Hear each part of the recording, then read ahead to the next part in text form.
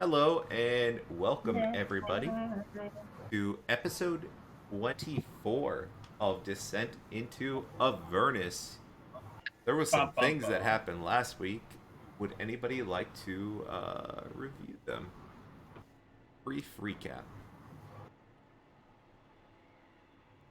Okay, so where we left off last week, the party had successfully descended the chain from El Terrell and began their journey northward towards a place that was remembered by Lulu.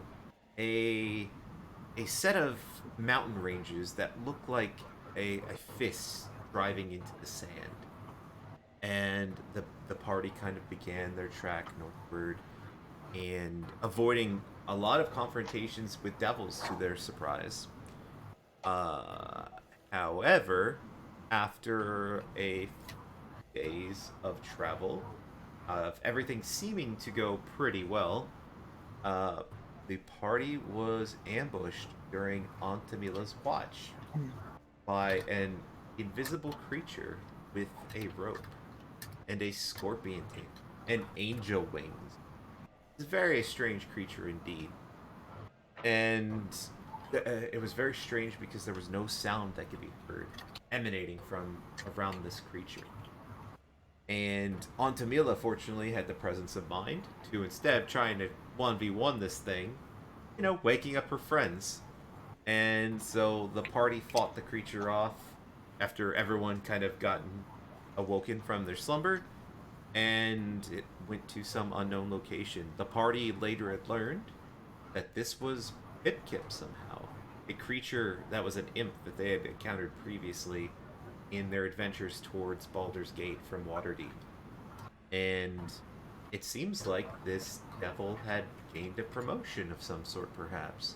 And it seemed to be trying to capture Altamila for some unknown purpose. The party had determined that Kip was flying towards Elturel, chose not to pursue, and continued their journey to northeast towards the mountain ranges that they can now see in the distance. Um, when they approached, they had found a walled kind of settlement, perhaps. You can't really tell what's behind the walls. And the walls were manned by strange creatures with red hats. And it was identified that these were redcaps, strange fey creatures. Um, the party, after an interesting conversation with one of these creatures, which perhaps seemed to be mad, uh, eventually ushered them in, and invited them into the gates of this walled place. That is where we left off. Now, what does the party want to do? This thing had asked you for a password and started just laughing maniacally when he said, "We have no password!" And it said, "Come in, you're expected." The gates open up and the creature starts kind of skipping towards the gate, like literally just like frolicking towards this gate. Very strange creature. What would you like to do? Hmm. Uh, who did the knowledge check on red caps? Eldrin seemed to just know it. Oh, that's right. Uh, Eldrin, what do you think if things go sideways? Can we take these things? You would know Eldrin, Mm-hmm. the relative strength of the creature somehow. And you think that in large numbers, these things are actually quite dead. But with your group, you could easily take the ones that are defending this gate. It looks like there's maybe less than a dozen of them. Uh, they could be very scary in large numbers, but this is certainly a manageable group. You feel like you could take out these Right. maybe a dozen or so without too much struggle. It'll depend on how many there's inside.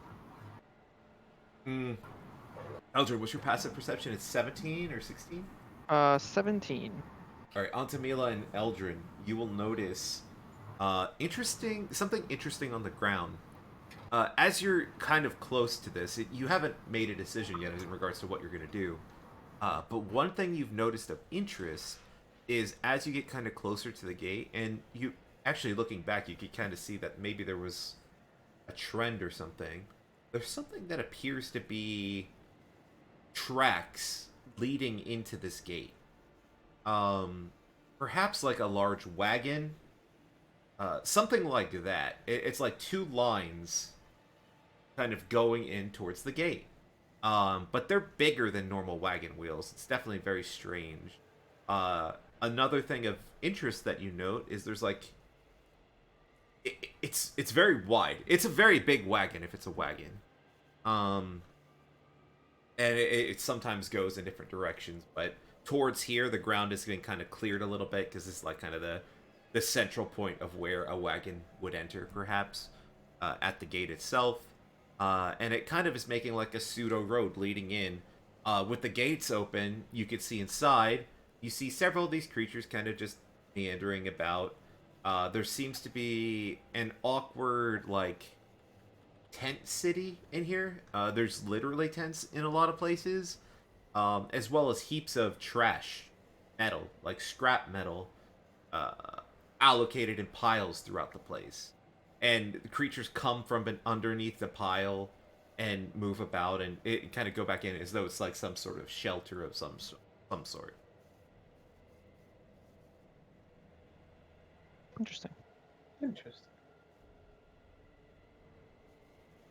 But the creatures kind of, I'm waiting. What's the holdup? I say we go in. We came here for answers. So I would ask him who's expecting us.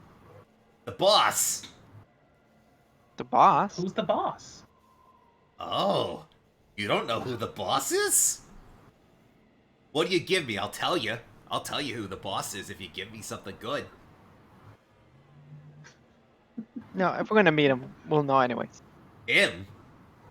Ah, there you go. Oh, you tricked Ah, me! so it's a woman. Wow. Oh, you! This guy's like 50 feet away from you, too. He's like having this we're long just distance yelling conversation. I'll just start walking towards the fort. Okay. I also just to Edmund, kind of whispering.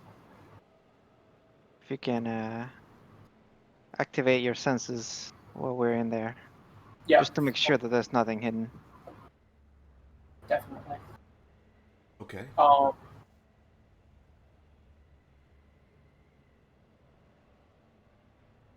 you all gonna follow Edmund, or is Edmund walking by his poor lonesome? We're gonna follow. I was gonna say Lulu's following. She's We'll excited. follow Alex's muted. Classic Alex. I'm following. Yeah, I'm following behind. All right, Altamila, you're in tow. Yeah, following as well. All right, excellent. So you guys kind of start walking along this road. It's not really a road proper, but it's like a trail made by travel. And the gates are open. Once you get inside, the creatures start laughing, and they close the gate behind you. Nothing happens. They just start giggling maniacally as you walk by ominously. And you're led by the one that had approached you from the gate down a road. And through this place, you can see dozens of these makeshift structures that I talked about. To the north, there's definitely actually, you know what I'll do? I'll give you like a fake map that I made. You get a general layout of this place. This was I did a hand-drawn map. To give you a general layout. So you came from the southwest, where the X and the arrow is. There's like this weird gray trail. These small little squares are tents and structures that I was talking about. And they have creatures, the red-capped creatures, moving in and out of them. Something of note, some of the red-capped creatures look different than the others. They're not wearing their cap on their head. They're kind of wearing it down their face. And you would think that that's not a distinction, but it's really disturbing because they have like little eye holes cut out of the hat, and there seems to be dripping what looks to be blood from the hat. they're creepy little guys. They look like they're probably of the same family as the red cap creatures. Again, they're wearing similar red hats, but they look a little more craven and crazed in general. They're weird. If you want to try to give me a knowledge check to see if you know what these are, you actually don't inherently know what this is. I will allow a nature check. You're one of those.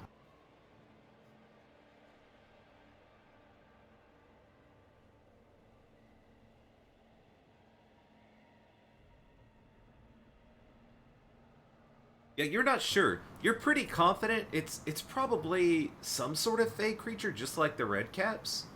Right. Like again, it has the same head. It just looks messed up. Maybe it's something to do with the fact that it's in Avernus or something, but you're not really sure. Maybe just living in this plane for too long will make you. Maybe. Like you've seen other things, like those strange bugs. Like you've seen the scorpion and you've seen the crabs. And things just get Avernifized. It's fine. They're probably normal. To the north of the structures, you could see the 5 mountain mounds that look like knuckle bones, kind of digging into the ground, and the walls kind of surround the back end of them. Further to the east, you see kind of more better kept structures, and that's the direction you're going. You're kind of going northeast along this road. The shed is, I guess, what you would call it. To the far east is a very, very large structure with very, very, very large doors. That's this thing over here that I'll ping on the map here. And the doors seem to be shut as you approach. To the north, this seems to be the most elaborate tent here. It's like a kind of like what you would think in like a Game of Thrones war camp scenario, like the tent of the leader, so to speak, like a very nicer kind of situation. In general, these tents in this area are bigger. You think you catch a glimpse of another gate to the far east as well.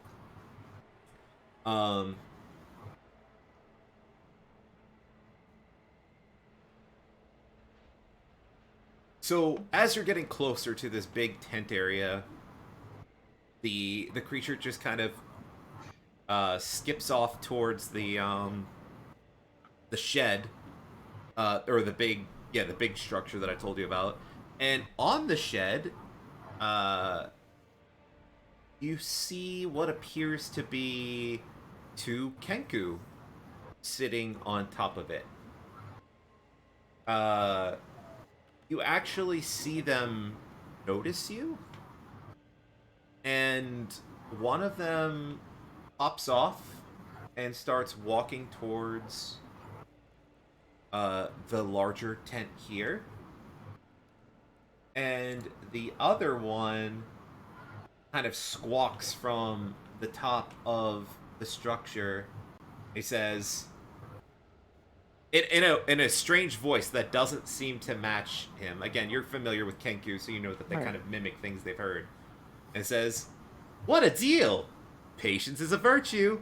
Can't keep the boss waiting." And the other Kenku has kind of made his way towards the bigger tent. What do you guys do, if anything? It's saying this in common? Yeah.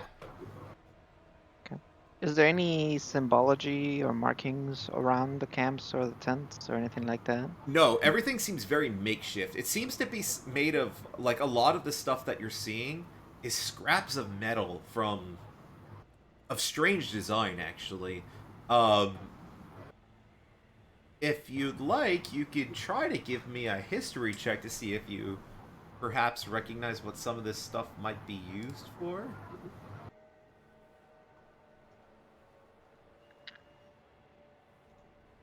I could ask around, see if.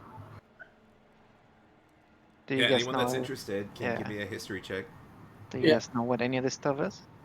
This map is What? by no means to What? scale, by the way. Oh, okay. Sorry, Well, I got a little distracted. Yeah, I don't know. Let me look at this. yeah, I don't know, but I wanted to ask Donald, you said that we were approaching this spot over here, right? Yeah, so the party is effectively right here now. Hold on. Give me a second. Mark at X. You Yeah, guys are I just wonder, effectively there. is it like basically like when we got about center ass is when I wanted to activate Divine Sense, if that's fine. Yeah, what things does Divine Sense again? It picks. I'll link it, but it picks up celestial, fiend, and undead within 60 feet of me that isn't behind total cover. You would not pick up anything. Okay, cool. So you're waiting here. Alex, did you give me that check? Not yet. You don't have to. You don't have to do what they say. Oof. Yeah. So you're not really sure. Like, this is definitely strange material. You have no clue what this stuff would be used for. Normally, you see metals used in, like, weapons, armor. But these are, like, sheets in some places. It's, maybe reinforcement for something? You have no clue. I have no idea, guys. Meanwhile, do you see any sickles around? Sickles. Sickles. Isn't that what Like the weapon sickle. that he With, was- yeah, that's not being held by potentially murderous phase. I was about to say, you see sickles everywhere being held by potentially murderous phase. You would perhaps give me a perception check if you're looking for unattended sickles. Yep.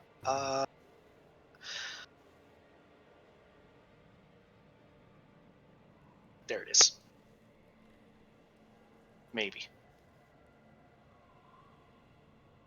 Mayhaps. Yeah. Oh wow!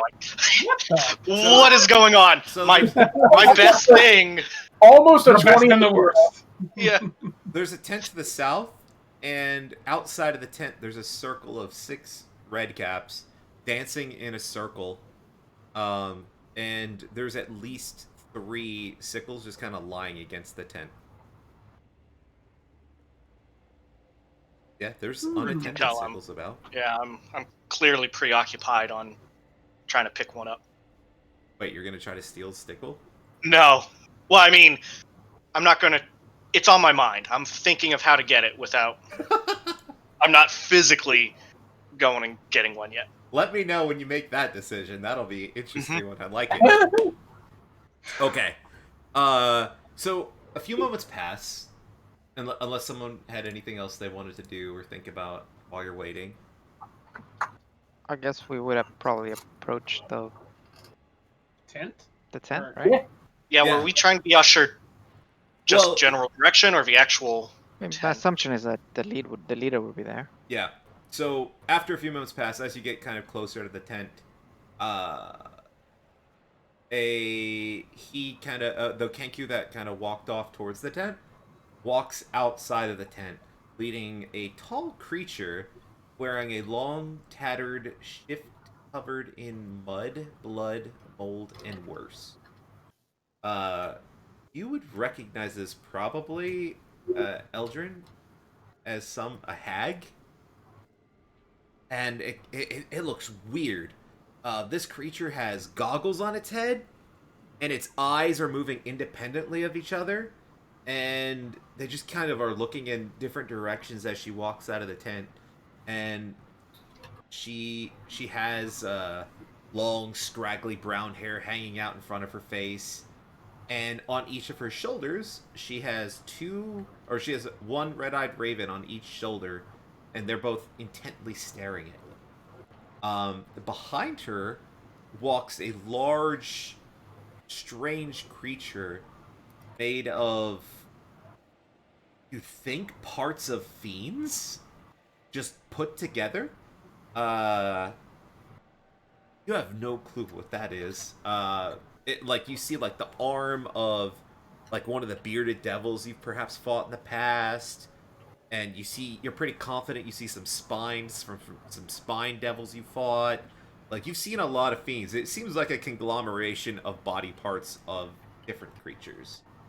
And it's moaning and occasionally hopping on one foot as it follows out behind this hag.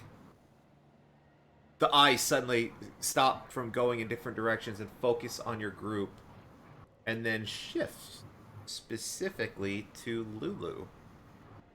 And the creature speaks. My goodness! And, like, spit dribbles out of her mouth. Where did you find such a treasure? And she kind of looks at you. Well, she kind of focuses at Lulu specifically. And asks, what would you do to trade for the creature? Is she talking to Lulu about us, or us about Lulu? You assume Can I that tell she's by her talking- crazy eyes? She's looking straight at Lulu, but you think that she's addressing the group as a whole. Right. I don't think we'll be trading Lulu anytime soon. Well, why are you here? We were told you were expecting us. You don't know? She would kind of look around, and she would grumble something under her breath, and she would say, no. But you could tell that, like, she's obviously lying. She would say, you came here for information. And she kind of is drooling a little bit as she looks at Lulu. She looks thirsty. She wants something from Lulu. You don't know what it is, but you could tell that she is fixated on this creature. While she is, could I do some kind of Arcana check or nature? Because you said she's a hag. Yep. Don't know how overly familiar I am with hags in general. So hags are, it's going to be a religion check. Religion, okay. I think category of... Do they? Well, I guess I will still try to do that. Just, again, trying to politely meter gaze, but not meter gaze situation. Yeah. Don't know if I'll be turned to stone.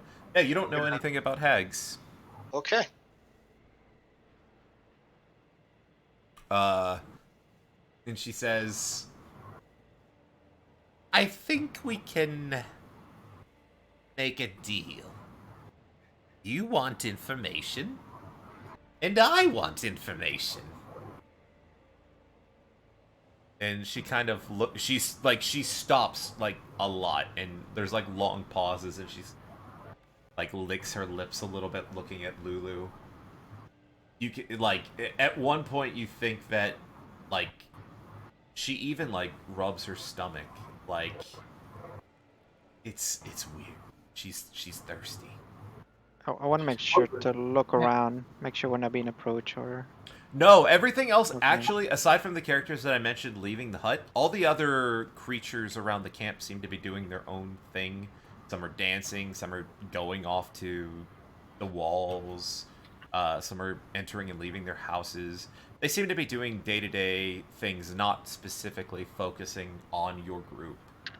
I will say, if you're kind of specifically looking around and trying to pay attention to potentially other things, give me a perception check.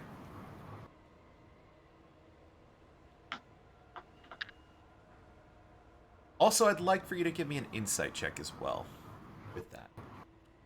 So what kind of information are we talking about here? Ah! Alright, hold on, let me tell Eldrin. Mhm. Eldrin, you notice something interesting. You gather that the night hag seems to be genuinely interested in making a deal. Out of the corner of your eye to the northeast, you think you see a flaming skull?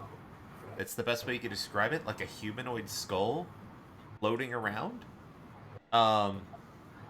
Another thing you pick up with your insight check is the Kenku that is behind the hag seems nervous.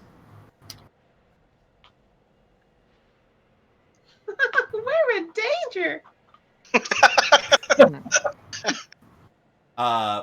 The hag seems perfectly calm, and she definitely seems more interested and excited and engaging. I think what's terrifying is the fact that this is perfectly calm for the hag. So, Alex, to answer your question, that is the question. She says, and she kind of licks her lips. I seek to know what this creature knows. She's like looking at Lulu. And you think you actually hear a moan, like, oh. And she goes, if you would allow it, I think this creature knows what you need to know. I would like to know the same. Seems fair, right? You learn information, I learn information. We both learn an equal amount of information. How would you acquire this particular information? That's a very good question. She looks at you, actually, Antamila, for a second. She seems to consider you for a moment. But then she gets distracted and looks back at Lulu a lot. And she keeps staring at Lulu while talking to the group. It's really disconcerting. She says, I can prepare a ritual which would allow us to uncover this creature's memories.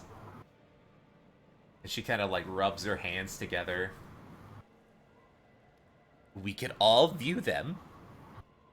We would have to... I would have to prepare. It would take me some time. Perhaps 30 minutes, perhaps an hour to gather all the ingredients. I might have to borrow my sisters for a bit. But it is possible that we could view this creature's memories. What are the Kenku's reaction? Well, the one Kenku behind the hag looks a little nervous. Again, still. The one on the roof is the same. But everything else, well, I mean, there's not really much else that would have much of a facial reaction there, I suppose.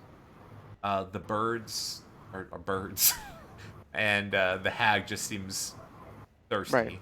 fixed on the prospect of what's going on. How is Lulu responding to this? Lulu is so so Lulu would say, she'll actually turn to you guys at this moment and say, look, if this is going to help us, it's going to help me remember, I think we should do it. I don't trust this thing, but I think you guys would be able to protect me if something goes wrong, right? And I'm pretty sure those birds things, and she kind of looks towards the roof and looks towards I think they've helped me before. I wonder if we could just talk to the Kenkus first. Yeah, that would be great. So what do you say? Do we have a deal? Okay, couple of things first. This ritual, exactly what does it entail? Well, we would all sit in a circle around the creature, and we would all join a collective conscious briefly while we view the creature's memories.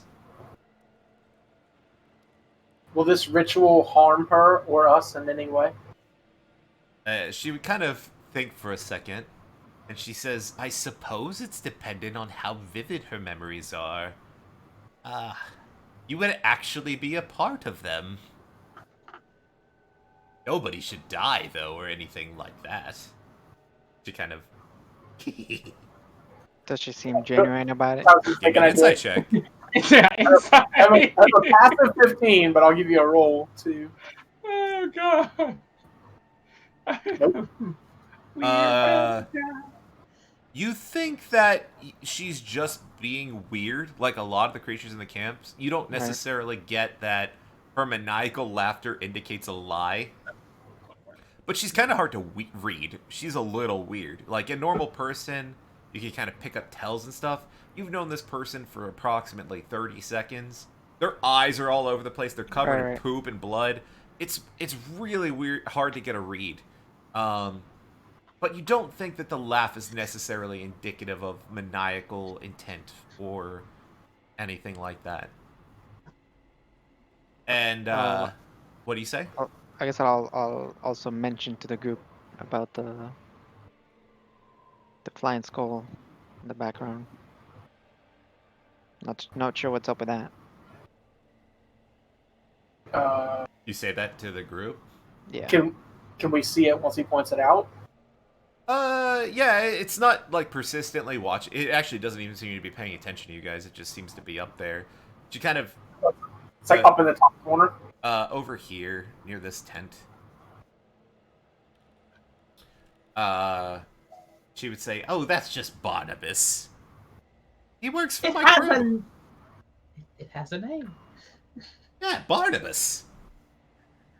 He was a powerful wizard, and he joined my crew.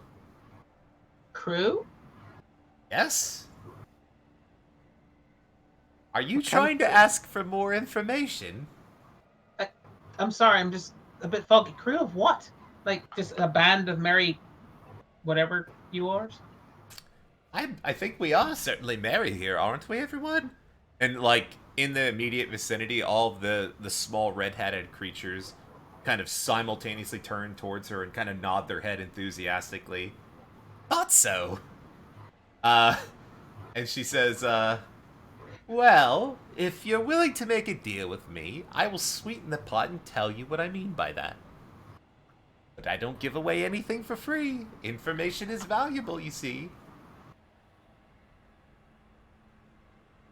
Guys, she's rhyming. This is going downhill fast. Wait, what'd you say? She's rhyming.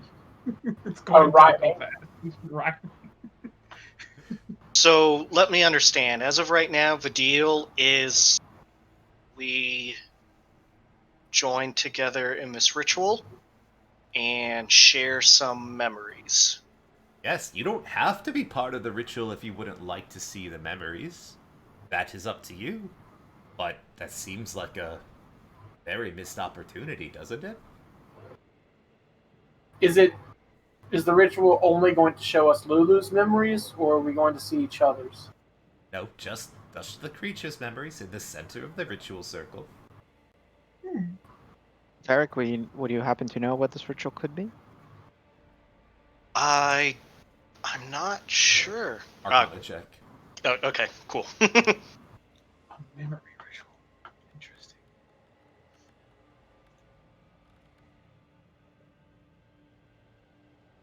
Yeah. 24. So you know a lot about magic from your studies, and you can't think of a particular spell that's a circled ritual that would allow you to see a creature's memories, but you know that, you know, different creatures can have different ways of using magic and casting magic in general. You don't know a lot about hags to know what that might be, but it's certainly not outside the realm of possibility for there to be a ritual to view a creature's memories. That is definitely within the capabilities of magic, but without knowing about hags, you don't know specifically how that would work. So it's hard to say, but you're pretty confident that something like that is possible. She's not just talking out of her ass. Like, it's certainly possible to view something's memories in magic.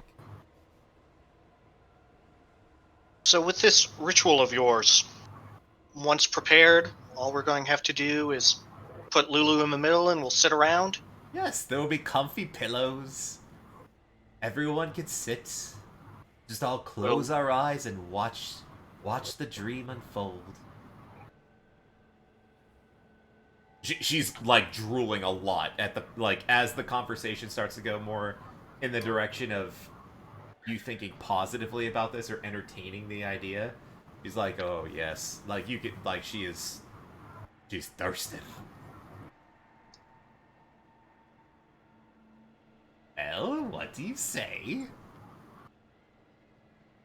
And It's we're still here, sitting around, completely cognizant, just reliving some memories. Yeah, should be an interesting show. I'm sure this creature's seen some very interesting things. Very, very interesting things, in fact. She seems to be more excited about it than we are. She's shit. No. you could tell like she's thirsty. I Perhaps an even trade. It's too bad a value at this point. You say that out loud? Hmm. No, I'm just thinking it, I guess. Um. Inner monologues. Yeah, I guess.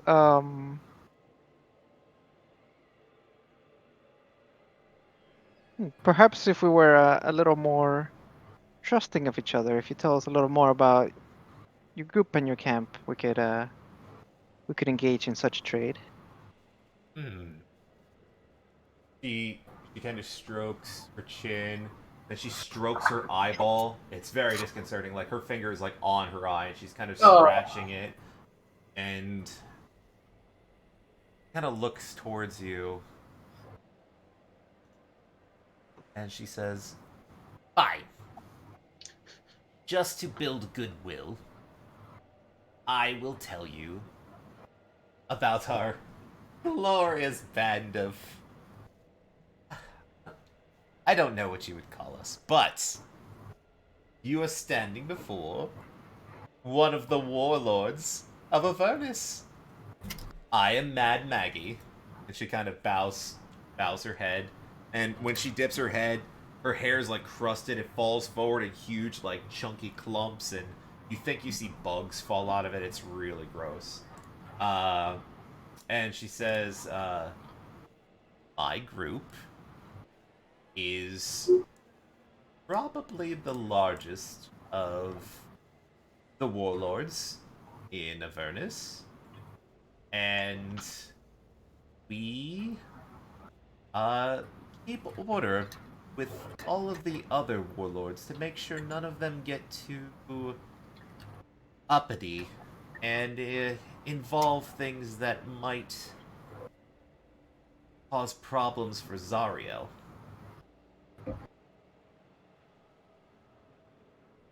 He says. Oh yay, Lulu! It looks like Zariel. Lulu's eyes grow wide. He says, "Zariel?" And the hag starts to speak again. It says, "Naughty, naughty." Hmm. But maybe we could find out more Hmm. with a nice ritual.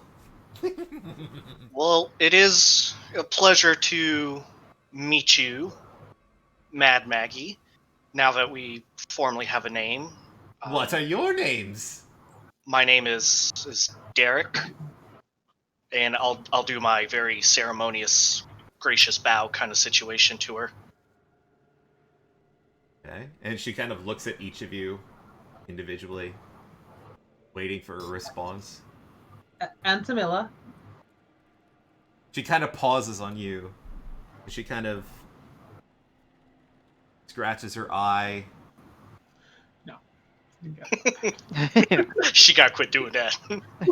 It's really disconcerting because while she's scratching her eye, the other one's just kind of looking around in different directions too. It's really weird. And she says, "Huh, okay." And she kind of moves on to the next person after a bit of pause. There's a long pause before Edmund says his name. And then the last one, which I think is Oh, I would say that's that's quite alright. She looks a little hurt, I suppose. Rude. Okay. And you, what's your name? And she looks at the creature. She says, "I'm Lulu, ma'am." Oh, Lulu. Yes, okay. A fitting name. Excellent. So, shall I prepare the ritual? I will allow you to wander my camp if you want to meet some of my wonderful friends here while I prepare. And so you can get a better feel of who you're dealing with. We have such a lovely crew here. Yes, I think I would like to look around, if you don't mind. Absolutely. She says, I would just, avoid the gates. Those gate guards could get a little bit, antsy. They're very protective of their duties, but just tell them Maggie said it's okay if you need to come and go. They're just be careful. Will Cute. do. I bow and then turn around and start walking away. Quickly! And she raises her hand. If they ask you for a password, there's not a password. They're bullshitting you. Okay. Clever. See you soon. Oh. Come by in about an hour. So, Does the Kenku ever leave her sight? He does. As she turns around, so here's what happens. She'll turn around and go back into her tent. The other Kenku kind of slinks off to the east and starts to climb up the roof where the other Kenku is kind of sitting up there. The strange creature made up of various parts actually walks right towards your group. What do you all want to do? I want to discuss with Lulu the potential ramifications of this ritual and whether she truly wants to do it or not. All right. Anyone doing anything else? As this creature lumbers towards you.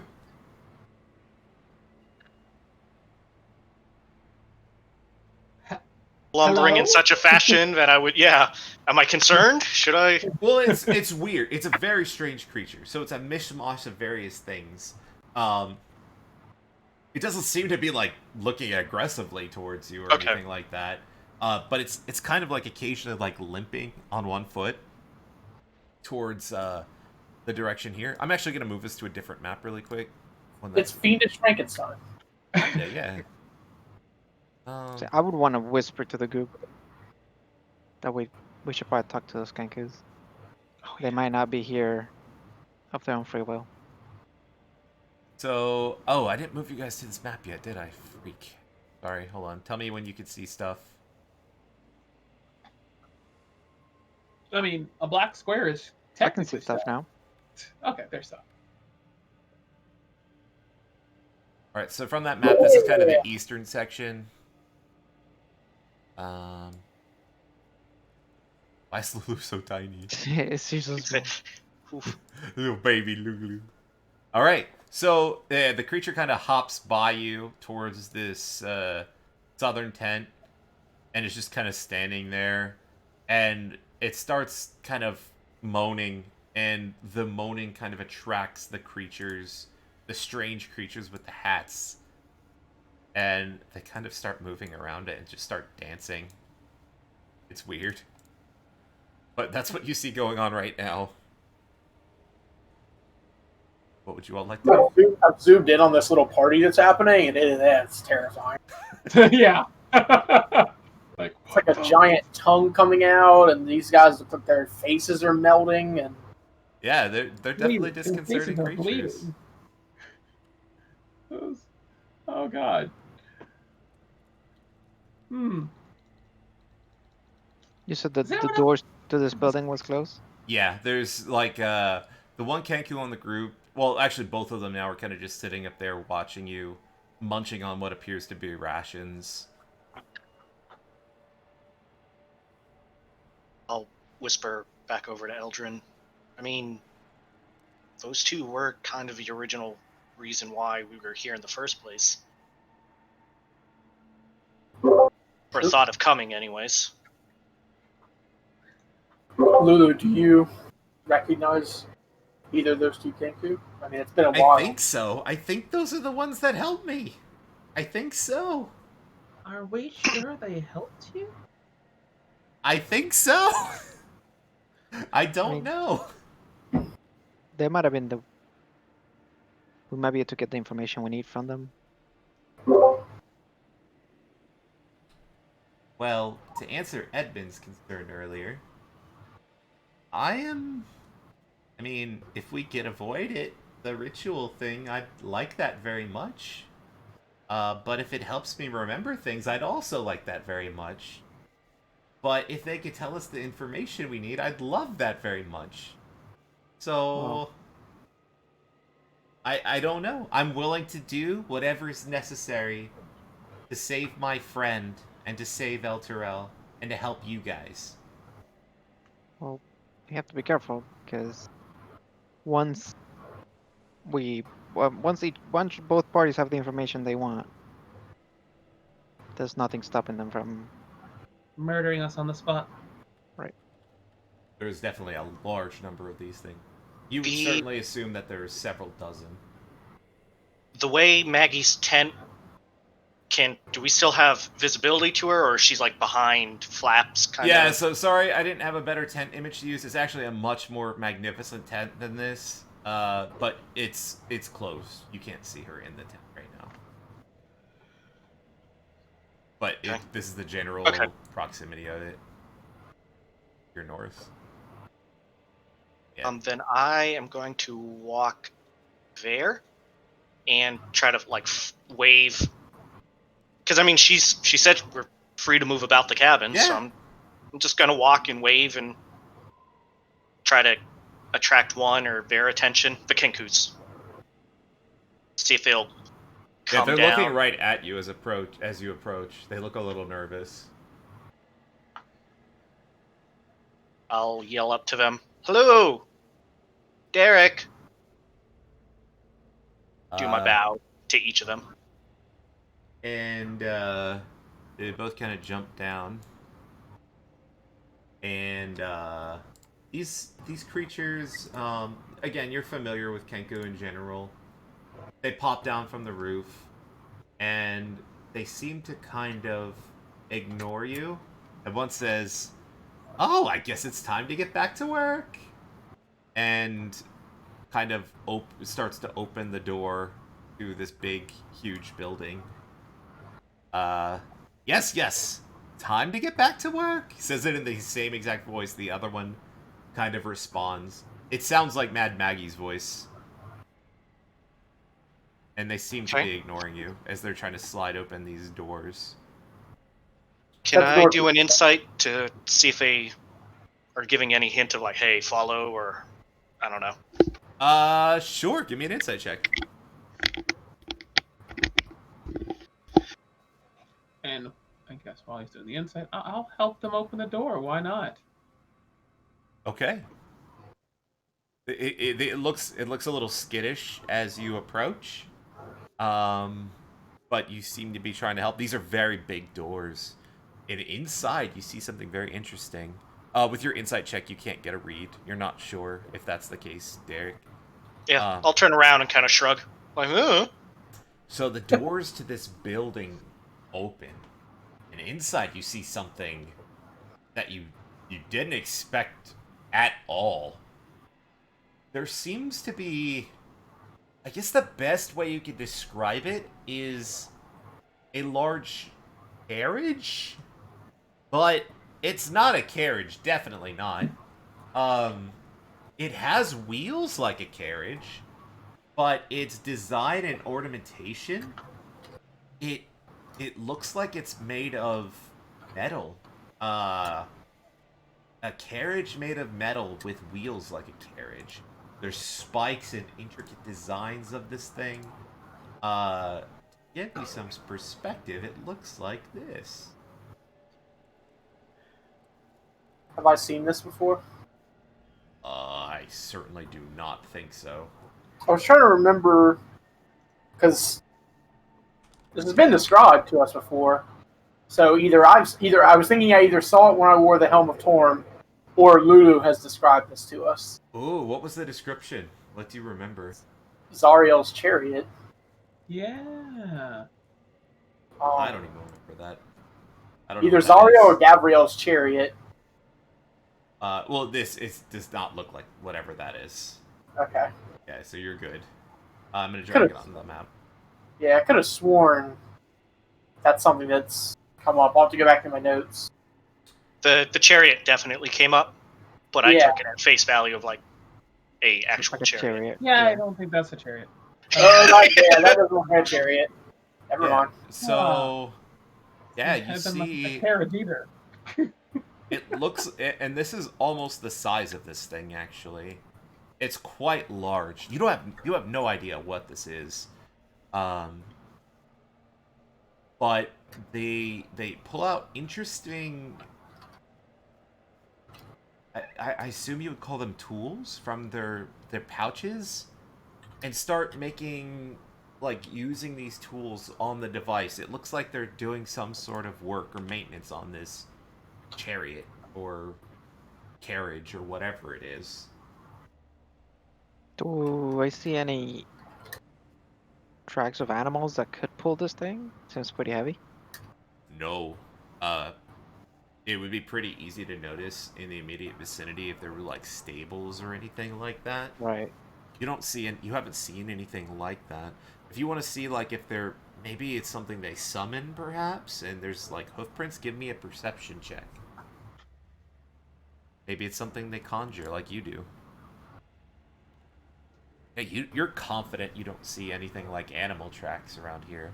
The biggest tracks, kind of, you would think, belong to the weird golem-looking creature stitched together of different pieces.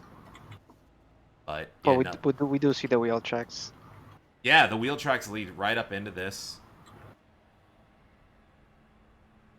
There's actually a couple of other smaller, interesting metal things leaning against the wall, the southern wall of the structure as well. Let's go investigate that. The whole thing is really strange, but these creatures seem to be doing maintenance on this chariot of some sort, or carriage. Okay.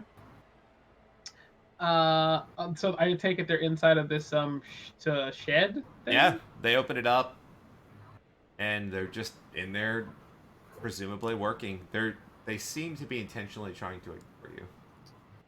I'm going to go and ask them, what is this thing?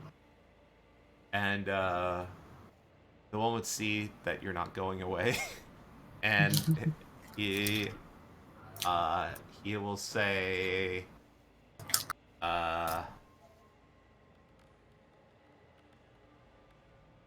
recycled demon grinder. In a, like, you would say, like, gnomish voice. And the other one would kind of nod slowly. A recycled demon grinder? And Does the metal look like the same metal that the chains were made out of that we climbed down? Good question. Give me, I don't know what kind of check this would be. At fate, I'm not gonna make you make a check for this. In some places, yes, it does. Not the whole thing, though. Gotcha. Yes. I would point that out to the group as well. And they would say, they would kind of see that you don't seem to mean them any harm. And this one kind of turns and looks and says, "This one is broken. Do you know how to fix it?"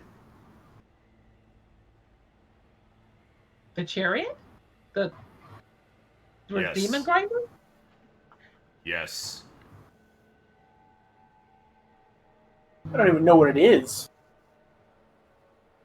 What the hell's a demon? He would look disappointed. Continue trying to figure it out. I mean, I can take a look at it if you don't. Yeah, Yeah, I want if to you wouldn't too. mind. Yeah, It looks give like me an Arcana check or an Investigation check. Thank Antonelli, you. I think you said the same. Yeah, Yeah, if you 'cause, want to take a look and see if you can help them out. looks like a big old death ship on wheels, and closest thing to a ship here. So, investigation. Yeah, or Arcana, your choice. It's not really, though, is it? Hmm. All right, we have a 15, and what's yours, Derek? Yes, and if she's physically looking at it, I'll see if any magical 13. Yeah, so it's interesting. Okay, cool. Derek, this thing definitely gives off magic vibes. You see actual like rune inscriptions on it, in different places, but you're not really sure how it works or what it actually does. But you do kind of get the vibe that it's magic. You certainly don't know why it's broken though. Antamila, you have no clue what this thing is, but you know you're just kind of like taking a look around, just kind of giving it a once over. You have very keen eyes. And you find something that you think would normally cause a carriage to break. There is seemingly some sort of turning mechanism for this, and you've seen this rarely on carriages. Uh, and you think that you see the remains of what would likely be a large fiend. It's kind of out of normal eyesight, but it's kind of shoved up under this thing, and you think that it's probably not supposed to be there. Uh, it's like a body part. You think that something was unfortunately, or fortunately, I suppose, matter of perspective, run over, and there seems to be a part kind of jammed up in the mechanisms of whatever this is. Interesting. Okay. So I go over to the Kinkus and say, I think I know how to fix it, but first, you have to help me. And the one looks very relieved when you say that, and uh, the other one says, "What would you like?" Do you recognize Lulu from anywhere? And they suddenly get very nervous again out of nowhere. Um, and he would say, "No, I don't believe I have seen this one." And sight. Yeah.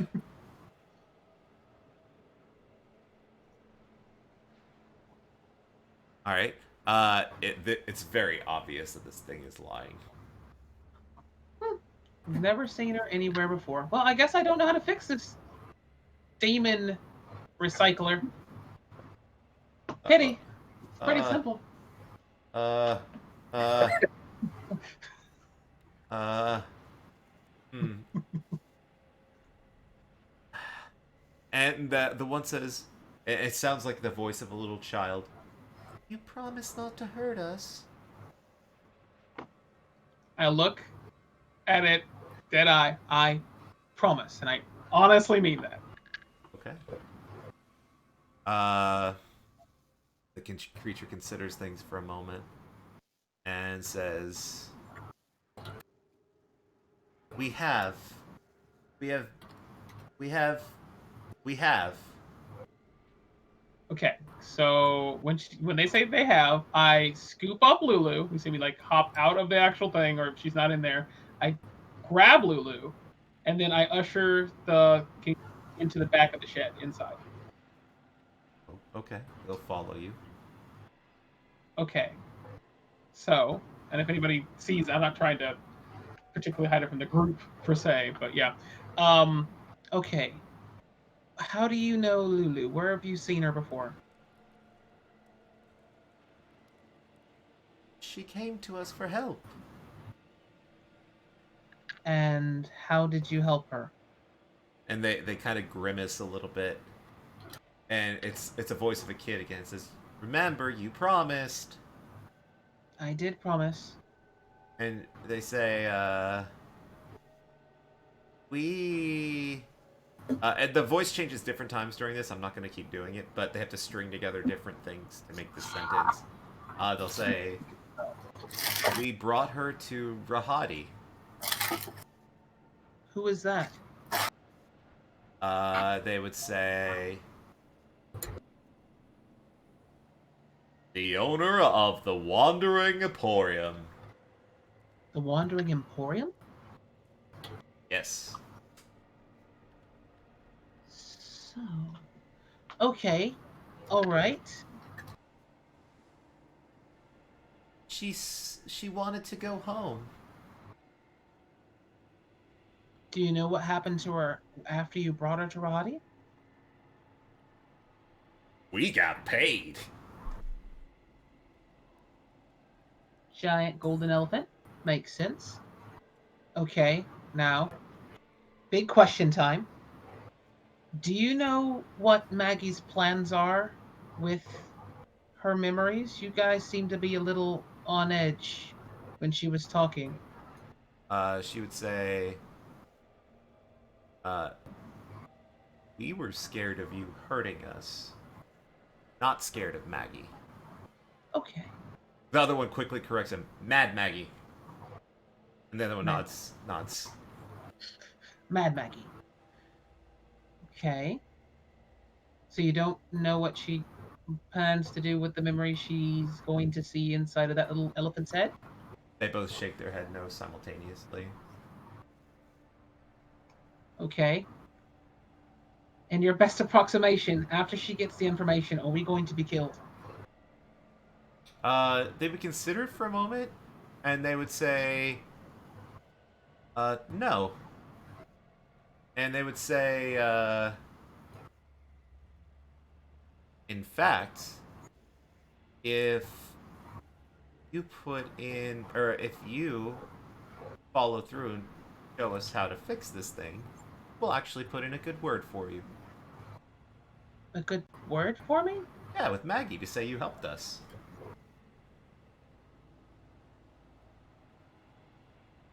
Wait, is she going to have us join her crew? Don't think you're the type. I have been on many a ship, thank you very much. Join Not a crew, ship.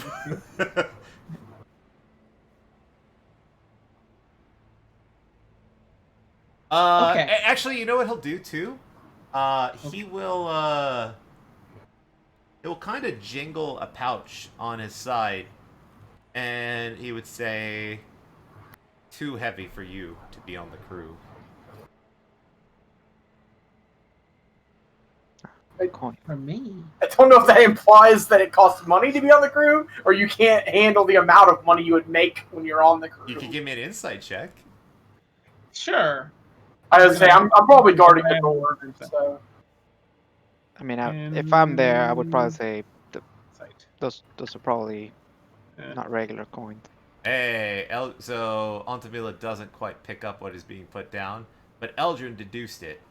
You remember that soul coins were particularly heavy for some reason. Maybe that's what they're referring to. Does that get like aired out loud? Yeah, I said those are not. They probably mean Oh. those are not. They would regular. actually both nod at Eldrin when he says that. And then Quick I pull on out the soul uptake, I see. coin. I pull out the soul coin from my pouch and flick it in the air and catch it like this. Their eyes kind of grow a little wide, and they would say, "Yes, but it's bigger than that. Soul coins are big. Yeah, they're like. They're chunky boys." oh really? I didn't actually. This? That's the second time you said you didn't realize that. Actually, Every time you said like, oh really? How do I keep forgetting that? Like I don't like in my I head. toss it in the air and catch it. If I can't flip it on my fingers. So Yeah. It ain't, alright? It ain't. the one would say, "I'll put in an extra good word for you if you give me that, partner." No. All right. You fix? You fix? I did make a promise, sort I of. would ask like, All right. how do you operate this thing? I don't see any animals that can. Oh, use no such animals. Too heavy. Oh, what powers this thing? If there's no He animals, would kind of it's gotta look be at the running soul on coin in something. your hand. Wait, You cut out there for me. I heard it. The soul coin and then yeah. stop. So Yeah. did I he catch kinda- that? Yeah. He doesn't keep saying anything. And he says, he shrugs. It runs on soul coins? The other one hits the other one in the back of the head. And it kind of nods slowly. Do I see like a slot or something where it would go, or? You actually give me a perception check. Like the little horse that you ride on outside of a Walmart back in the day or something. Yeah, Eldrin, yeah. it's really high up near some things that you think are like levers, similar to the ones you saw in the Temple of Torm, like a pull lever. You actually do think you see a coin-sized slot up near the operating controls. It absolutely is arcane coin fed, boys. Nice. Guys, this Oh thing my runs on souls. If I'm guarding the door, am I close enough to hear all of this? I assume you all went in. If you don't want to be out there or in there, No, I'm like in the doorway, but I'm like keeping. I'm watching trying to out watch. to make Yeah.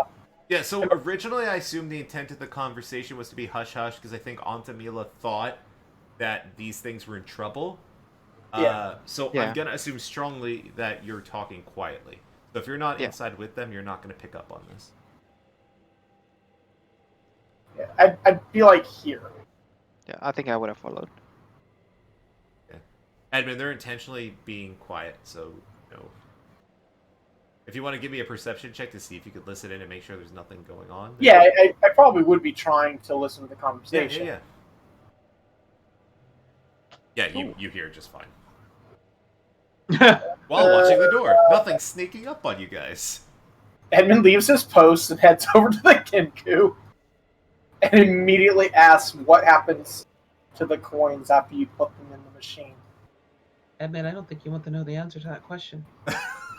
There's an awkward moment, and the one does the child's voice again. It says, "You promised." I repeat my question. And then one just like puts up his like feathered hand and he goes, That's not funny. Sorry.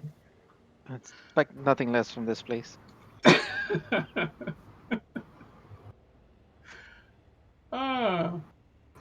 "You promised." Edmund turns around and, as he starts to walk away, puts his hand on Anthemilla's shoulder and he says, "If you fix it, I'll break it again." "You promised." "Not the crew for you," the other one says in the deep voice again. So what's the deal with the wizard? Barnabas? Yeah. He's a flaming skull. They say matter-of-factly. Yeah, they kind of do. Are you blind? I fucking love this Kinku. They're pretty great. He's a fucking... Okay. They were nervous at Okay. first around you guys, but they got nervous again with Edmund's threat, though. That'll be interesting. You promised. This is not our fight, Edmund.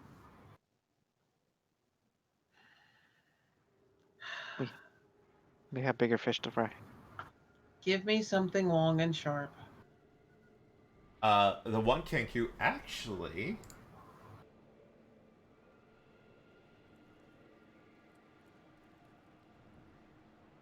has something very long and sharp.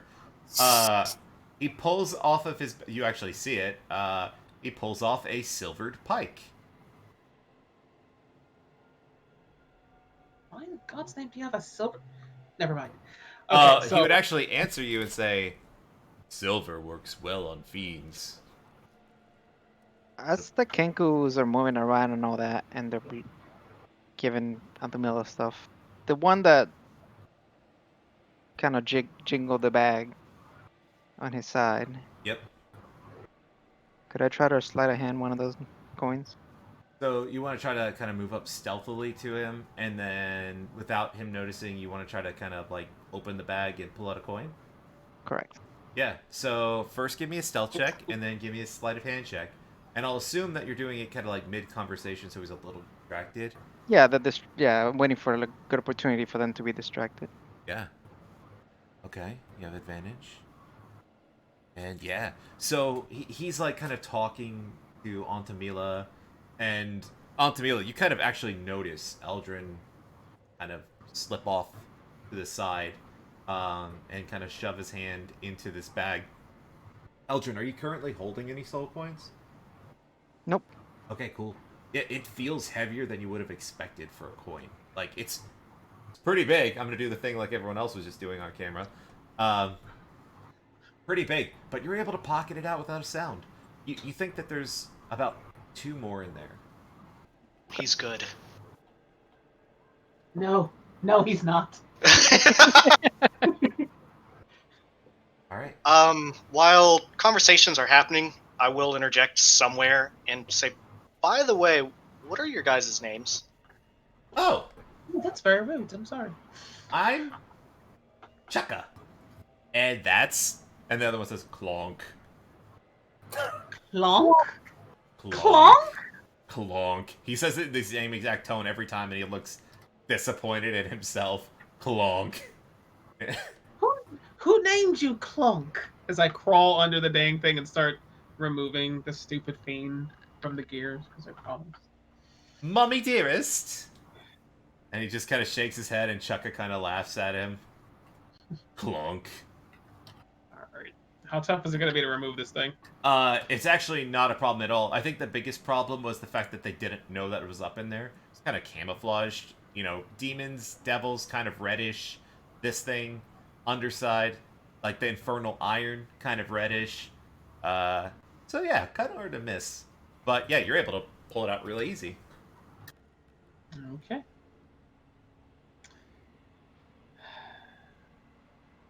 I slide back from under it. It should be fixed. Thank you. Let's try it. The other one asked, "Can I have my pike back?" Do you need it? Yes. Fine. Thank you. The other one you kind of see scrambling up the side of this huge carriage thing.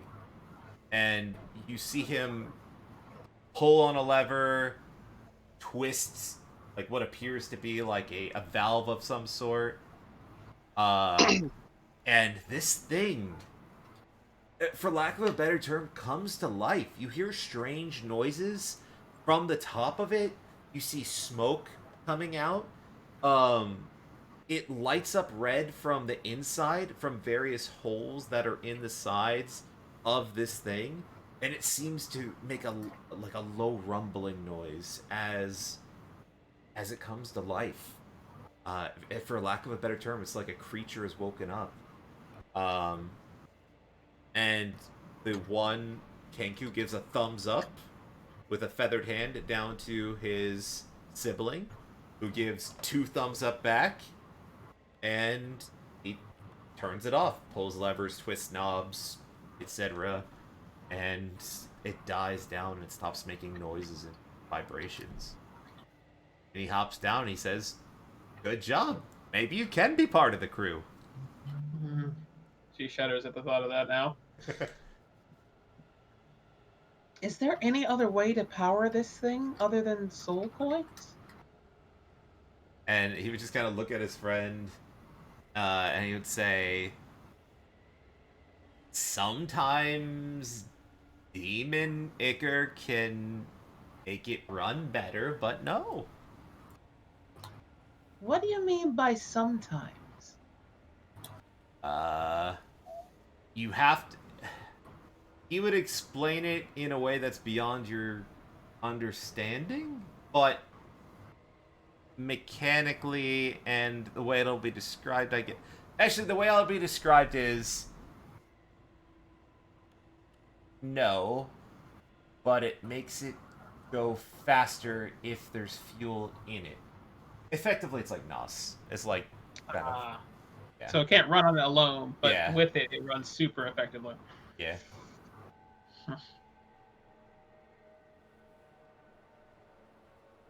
We'll put in a good word with Mad Maggie for you. Yeah. Yeah. And they would both look at Lulu nervously and say, "No hard feelings?" And Lulu will be like, "For what? You helped me." I mean, they kind of did. They did. Ish. I mean,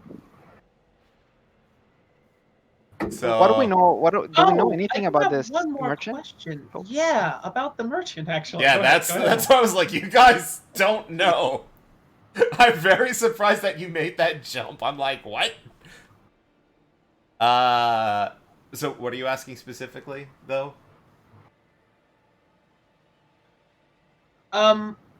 Did she have all of her memories before she went to go see this? What was his name again? Radathun? Rahadi. Rahadi. Rahadi. Hmm. I think so. I don't know. Do you She remember her didn't having say a? that she was forgetful.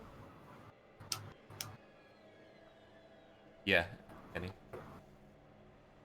Did I'm not in there. I walk back out to the entrance. Hmm? Did she seem? Did Lulu here when you met her? Did she seem hurt or all there? And I'll kind of point to the brain. She was hurt. Um, she seemed eager to go to home.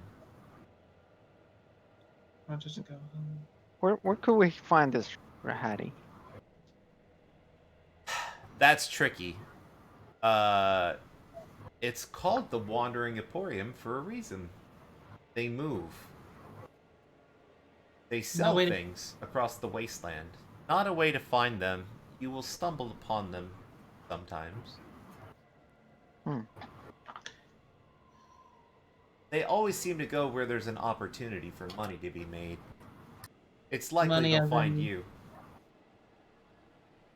Money as in soul coins? They would nod. Or gold, platinum, silver. Hmm. You could buy soul coins. No, that's alright. You could sell Well- soul coins. I'll buy your soul coin. I'll sell you one of mine for 2 of yours. The one looks at the other one and then looks at you, confused. And then looks at the other one and just, like, gives a slight chuckle. Like, they think you're joking. Yep. Joke received. Silvered pike, huh? Hmm. You gave him back his weapon, right? Yes, Yeah. I gave him back his weapon. Okay. Do you know anything about Smiler? The Defiler. Ooh. Trade?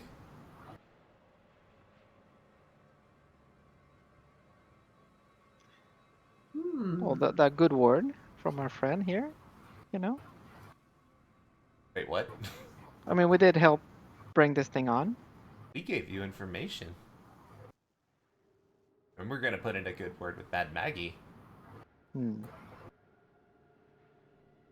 I have nothing to trade, A shame. unfortunately. A shame. Whoa. Right? Yeah, everything just stopped and then sped back up. The Man, time on this- warp. Got it. What Just kind jump of what to the kind of left. things? What kind of things would you be interested in? Gold, soul coins, stuff, What kind of stuff? weapons, armor, trade supplies. Hmm.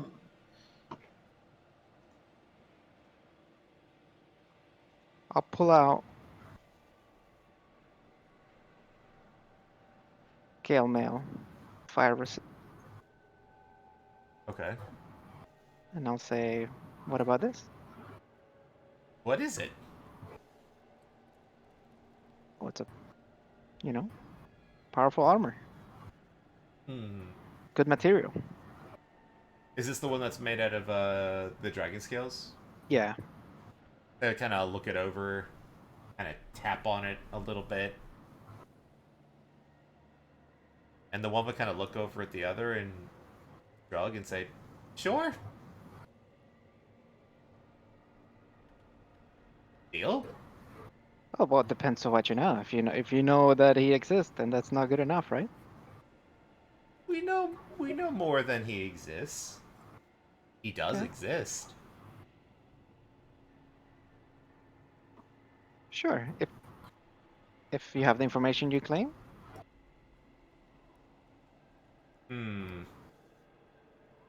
We will tell you what we know in exchange for the armor thing. Deal or no deal? Deal. We're friends here. Deal. Okay.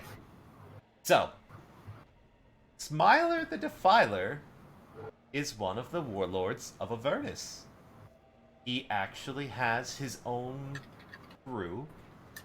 Mad Maggie has tried to recruit him in the past, and while they're not enemies, he refuses to join us and become part of our crew. Did he say why? What'd you say? Did he say why ever? Uh, he's a interesting one. Uh, the most important or notable thing about his camp, he moves it, but there's always a way to identify it. He has strange fey magic where his camp, I've been there before, it looks like a forest in the middle of Avernus. He uses magic to create magic terrain. So it looks like a full and lush forest in the middle of a barren wasteland. Smiler is very dangerous and very powerful. His crew is not large like ours. Um, that is what we know. Would you know? Are these warlords usually territorial as far as locations, or? Usually, Smiler's a little bit different, which is why we've been trying to recruit him. He doesn't have a territory. He kind of moves to different areas, but most of the warlords of Avernus will at least have a camp like this. Some do travel around in things like Demon Grinder, and he kind of looks over at the Demon Grinder device, Hmm. uh, wandering around searching for souls to fuel their machine.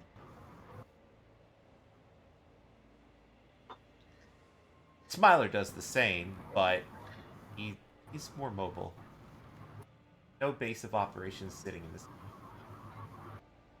Hard to In check. in this wasteland, Mm-hmm. we have Mad Maggie. Are any of the warlords? Is there something like a max, perhaps? Lord Max. Nope, can't say that there is. Not that I know of, anyway. That would be a cool name, though. And maybe a direct rip and trademark infringement. What's a trademark? It's a thing that they have down here. With contracts, devils can be very particular in regards to ownership of things. And titles and such. It's complicated legal stuff. With all of your contracts? Mm-hmm. Well, thank you for the armor. And they both start pulling on it from you, Eldrin. I'll give it to them. Alright. Anything else you'd like to know?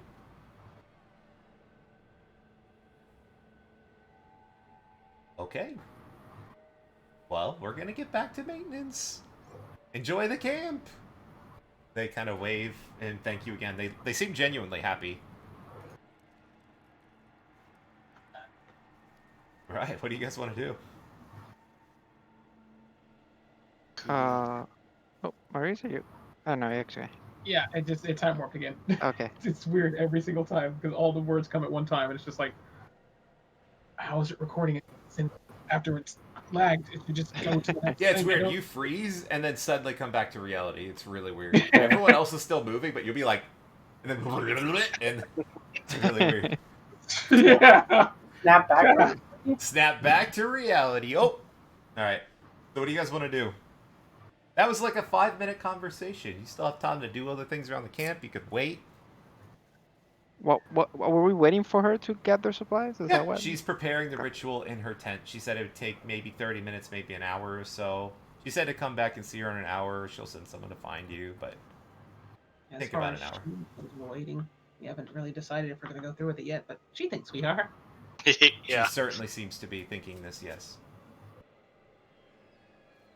I will walk outside and kind of start walking towards this group slowly.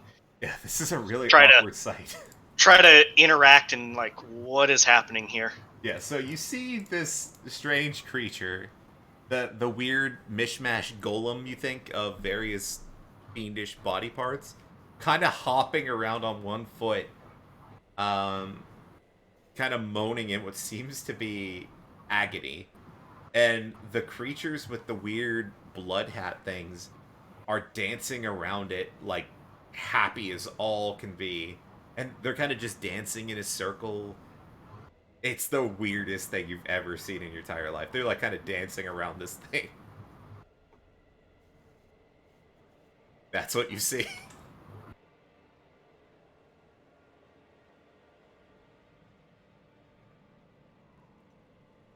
Is this the same area that I had seen those Yeah, three they're lying against the tent circles right off here. the sides? Okay. Right, I'll be right back. See if I can stop the time warping. Continue. Yep. So I'll turn to the group. Do we go ahead with Mad Maggie? This ritual? I mean, do we need it anymore? What do you think, Lulu? I mean, we now know where you went. We can just try to find the Wandering Emporium. It We don't doesn't necessarily- sound like I know where that is. Are we Well- just gonna wander around the middle of nowhere and hope that we run Well- into it? I mean, but even if we find out how she got home, we still won't find out where the sword is. Mm-hmm. or where the Emporium is, because even if the memory showed exactly how she got there, apparently it moved, so it's not. Well, gonna be- we don't care about where the Emporium is right now. Mm-hmm. Mm-hmm. We need to find Okay. out where the sword is. Yeah. And if Emporium is there's just something in my full- memories that could tell us, I think this is the best lead we've got. Unfortunately. I have a problem. I think. What if she wants the sword for something? I mean, I very would well imagine, possible. I would imagine that that's a possibility. Hmm. We'll Do have you to know beat her what- to it. Exactly. I have a question. I probably, maybe not. What is the importance of this sword? Like, does it do anything? Well, so you would remember from the vision as depicted by Edmund during his thing that there seemed to be some sort of importance that was unstated to this weapon, and that it was driven into the ground and a huge kind of callus appeared where it was, and then the ground kind of scabbed up around it of Avernus. It was very weird. You're actually not sure if it's even important for anything. Lulu seems to think it's very important from the vision. She seems. She to said that think was so. Zariel's sword, right? Yes. Yeah. So the idea, yeah, I think we thought that it might help with the Elturel situation. Hmm. Lulu's Oh. very convinced by it. Only a very strong artifact probably will be able to help, and I don't know what's more of that kind of artifact than You also that know sword. Yeah, you also know that this was a vision given by the Helm of Torm site, which is Right. supposedly direct visions granted by Torm, who is a good god. So, That's all good stuff. Right. but that could just be an elaborate ruse. Hey, +3 sword. True. I actually don't know the stats on it, but I think it is Yeah. pretty ridiculous. It's isn't it too large for any of us to wield though? Yeah, but I usually do magic items to readjust the size, sort of thing. Yeah, magic items adjust. The dancing we- continues in front of you, Derek. So It's the do most we have disconcerting any- thing. Do we have any business with the wizard? The wizard, no, The the skeleton. skull. I mean, would we like can to talk, but- check that eastern gate. He's on the way. We get to check our escapes in case we have to make a quick getaway. Yeah, that might be possible because, Eldrin, I'd like to know what you think of your skills as far as getting back into this building later. You think you can Back- do it? Into this building? Yeah, without being seen. Eldrin, you would know that it seemed to take a great deal of effort to open the doors. Right. If they're open, you think you could slip in pretty easily. If they're closed, like right now, you don't see an easy way in. There's not like windows or anything like that. If it's gonna require these doors, the answer is you think probably no way. I mean, unless I can. I don't have. No. I guess I could pinch myself and teleport inside because I took damage, and then I'll be invisible. And I don't know. It'll be tricky for sure. I'm not really sure what I will get out of it. I don't want that machine working. And remember Well- as well, there was other machines in there. Well, I say machines. You're not necessarily sure it's a machine. I don't even know if your characters know what machines I are. don't know. Yeah. But Yeah. there were other things It's got on levers a and smaller stuff. scale in I there. have no clue. Yeah, but A The lever is the device. simplest machine there is, so we Mhm. would know. I just don't know if that's a term that gets used in.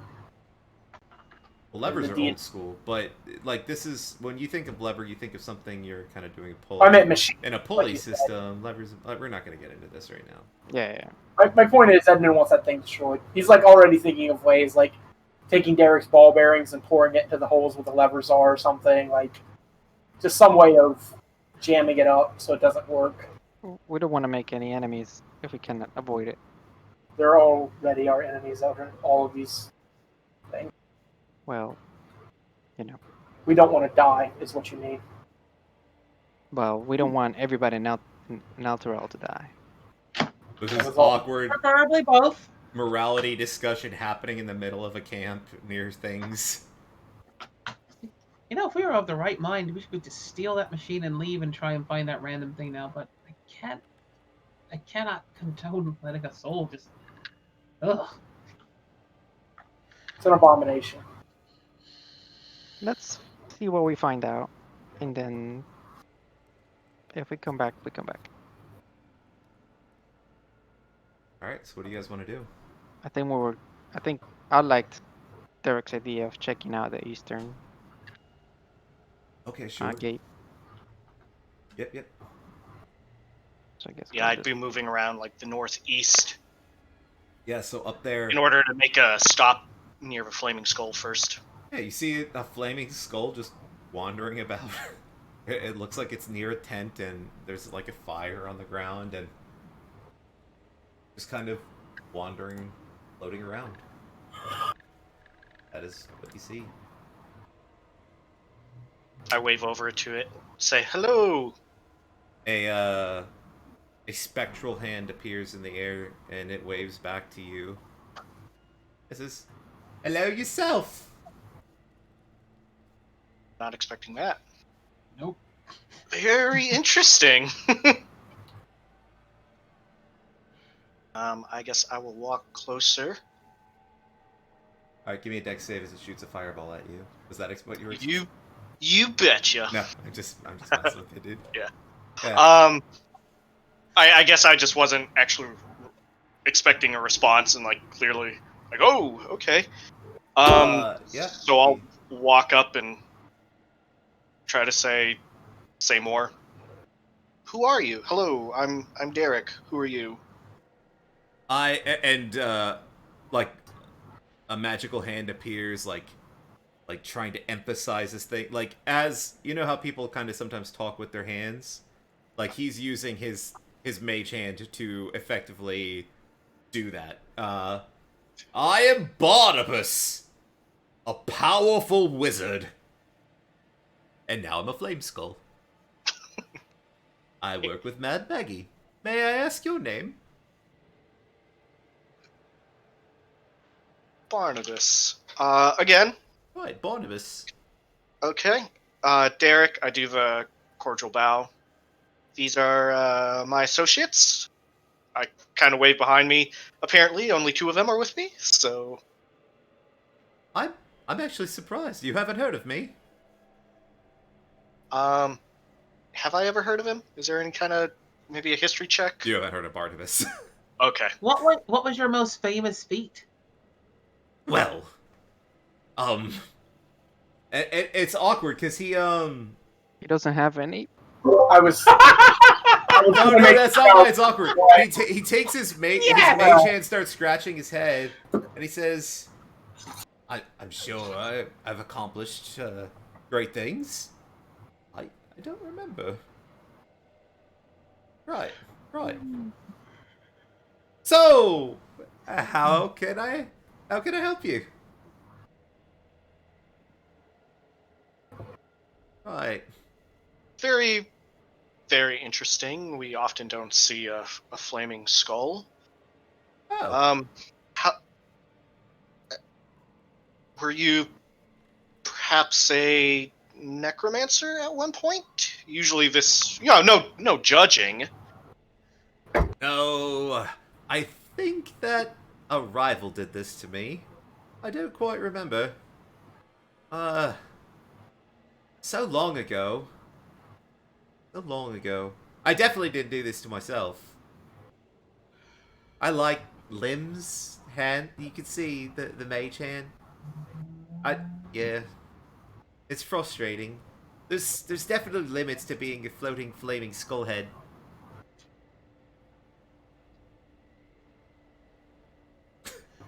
Can't understand that. No, I can't. I was about to say, I don't mean to gatekeep you or anything, but I'm pretty sure you don't. It really sucks. I will say it's good to not have to worry about... No, it really just sucks, actually. Do you still need to eat? No. Well, there I'm you quite go. undead. Quite undead, I think, would be the classification. Very dead. And these damn... I have to spend my time with these damn... things with the red hats. Yeah, what are those things with the... Not so much the red hats, but with the red masks and the blood. Are they the same thing? No. I think they're different. I don't know quite right, like, what they are, but... They hang out together. They're just the ones with the... blood caps are quite insane. They throw things at me. And it's really annoying. And you can see he's, you can actually see something interesting, about this guy. You kind of notice it. I can't do it well because I can't speak, but he kind of whistles when he speaks. And, you can tell that he's, like, missing a tooth. It's really awkward.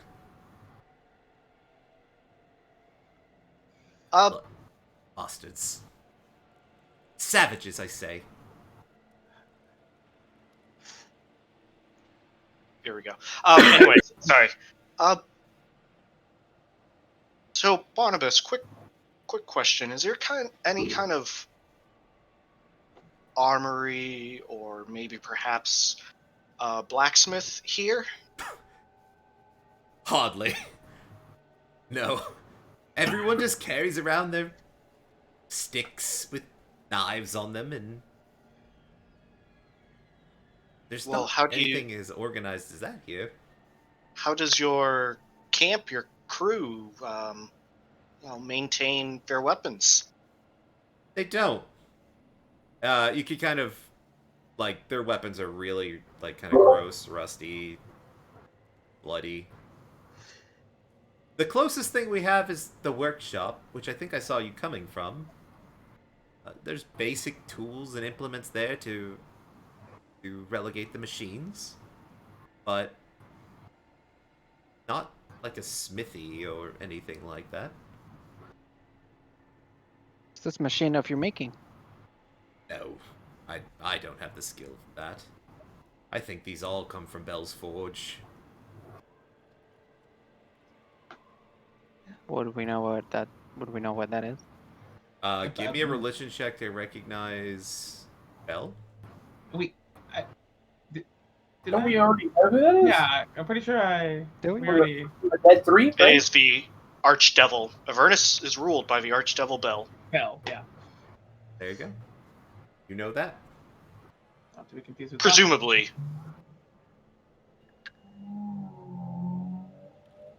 But then you heard something else recently. Whole Zariel business. I don't like her. There's also I say that whispery so Lulu doesn't hear me. there's also allegedly a Tiamat locked up down here somewhere. Remember? Yeah, it's quite a few things down here that we Okay. probably I shouldn't piss off. I guess I would say Bell's still in charge. Hardly. No way. Asmodeus would have nothing to do with that. Not after his failures. Of course not.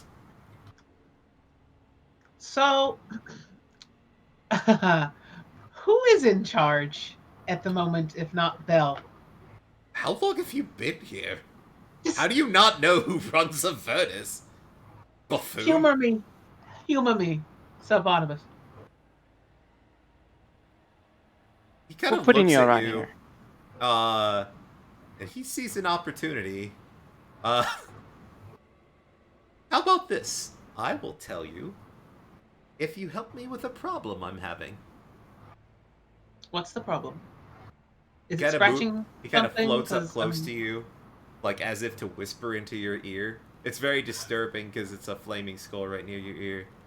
It says, "Bloody redcaps near the southeast gate stole my tooth. They use it as a good luck charm. Bastards. If you could get me my tooth back, I will tell you what you want to know. Information is not free in here in Avernus. I can tell you're a recent traveler. You don't know the basics. You could probably find out from someone else, but I am willing to tell you without deceit. I am willing to tell you more information, perhaps, if you have questions." That's what I was looking for.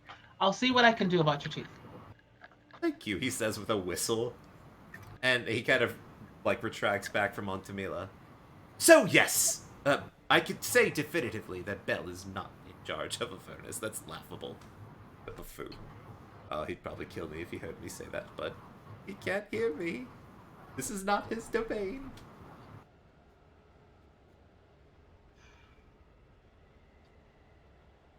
We do have some Spaboof.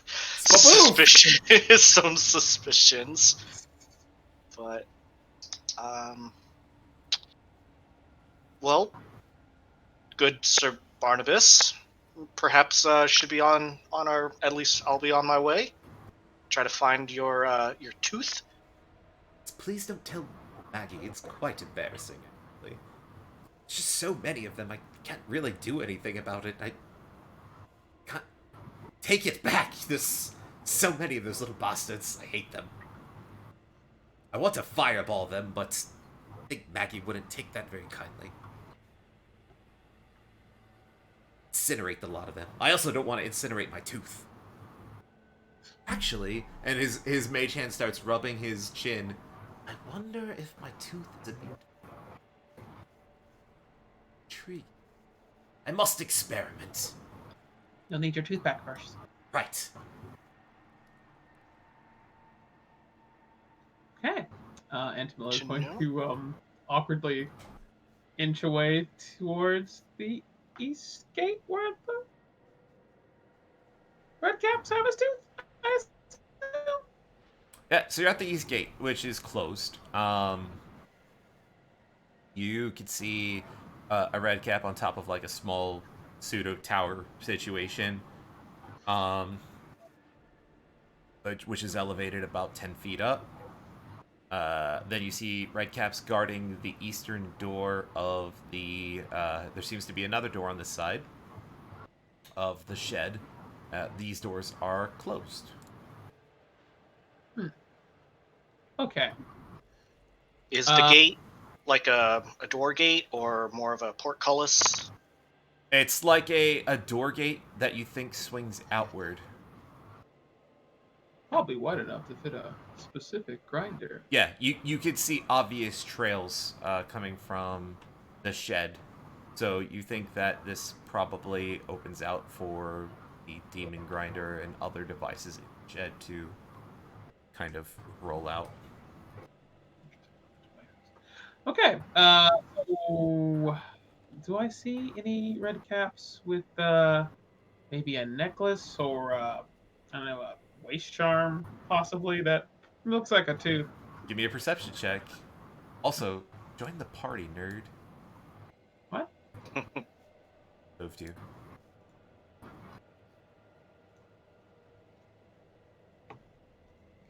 And let's go with perception. Or look at the screen until it decides. There we go. Hello. Click. Okay. Yeah. So over here, what's your passive again? I forgot. It's goes to like 26. The passive is 26. Yeah. So you see one of the red caps, this guy right here, and he has a necklace around his neck, and there is a necklace around his neck. That's kind of redundant. Uh, and on the necklace, displayed prominently, actually, you see like a metal fastening, kind of clasped around to be a human front tooth. Interesting. It's kind of displayed obviously, like he's trying to show it off.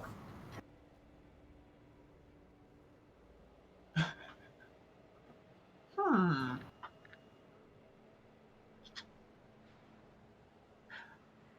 Eldrin is he over here? Eldrin, you're right here, I assume. Yeah, I'm over here. Okay. Do you think you could, you know, do your thing if I distract him with some conversation? It's on his neck. Yeah, It's on it's his a neck. necklace. You can't tell how it's fastened to the back, but got a little closer, maybe you could tell. You could like kind of pick it off with a sharp weapon or something. It would certainly be perhaps difficult. I mean, I feel like if you took what I'm assuming is like an 8-inch coin out of some dude's pocket. Eldrin's pretty ridiculous. Yeah, that's why I'm like, I I think you got this, man. It's not impossible, but it, you know, It's yeah, kind of if it hard, costs- right? Necklace, you got to unnoose it perhaps if you're doing the whole thing. right. It gets a little tricky sometimes, but you guys I mean, are it's creative. doable. It's doable. I'll Street- whisper street over, people. I believe in you. I've seen you do I mean, awesome sneaky stuff. All right, so how are you guys going to tackle this? If you don't want to try it, I can just try and talk to him. That always works. Yeah.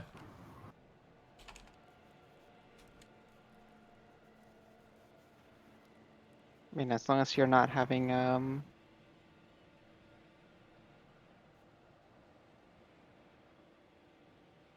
if you can have him distracted in some way. Okay. All right. So we saunter up to this. It's one right here, yeah. No, the southern one. This one. Okie dokie.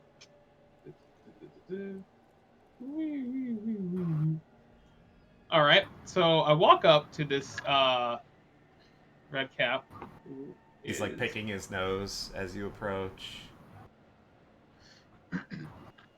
God, what the hell they say to red cap?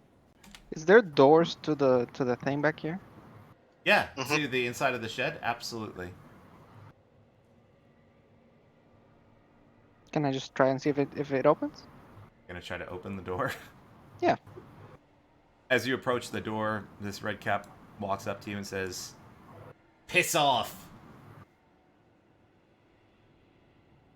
Hey, Mad Maggie say it was okay. Give me a persuasion check.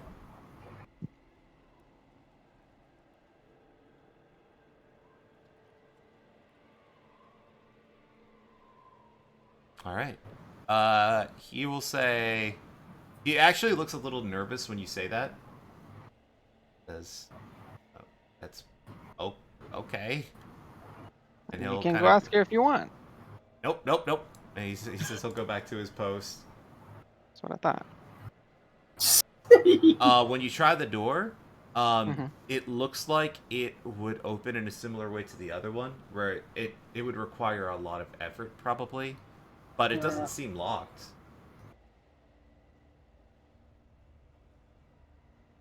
And you said it opened outwardly? Yes. Okay. I'll open it and just look inside, and if it opens outwardly, I'll, Yeah, it's try like to, again opening towards you, yeah. like outward towards from the building, and you see Chukka and Clonk in there, working on demon grinders. I'll wave and then I'll look to this side of the door. Um, just like if I was curious of how it was constructed, but leaving it open so that it blocks line of sight from this guy down. Okay, so you're opening the door to kind of prevent the one to the south of you from seeing you. Mhm. Yeah. It opens. You could do that, no problem. It's big. They're big wooden doors. They kind of like slide a little bit against the ground. They're not. They're not very subtle or well maintained doors, so they make a lot of noise. Creaky. Yeah. This whole place is pretty ramshackle in general. Yeah. And Tamila can continue. All right, Antamila, what are you doing? All right. So I walk up to this red cap, and I'm like, hi. Like, what is? He's just picking his nose, right? Yeah, he sees you. What do you want? How did you get that color so red? Oh, the blood of my enemies, of course. Well, when's the last time you bled an enemy out? Uh, yesterday. Hmm. Is there a reason you all wear the red caps? Uh, you look really nice, don't you think so? They do. It's very vibrant. May I try it on?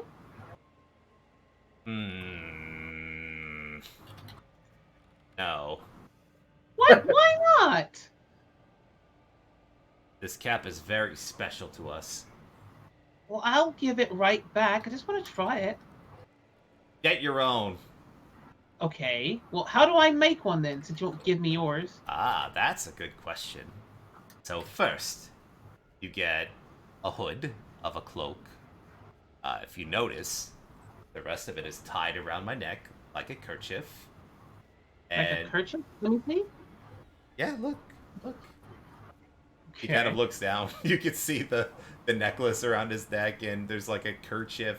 It's kind of like a pseudo cloak sort of situation where the top part of the cloak is like a droopy, like human-sized cloak, which goes over his head, and then the rest of the over pieces, it seems to be cut and torn. It's kind of tied around his neck.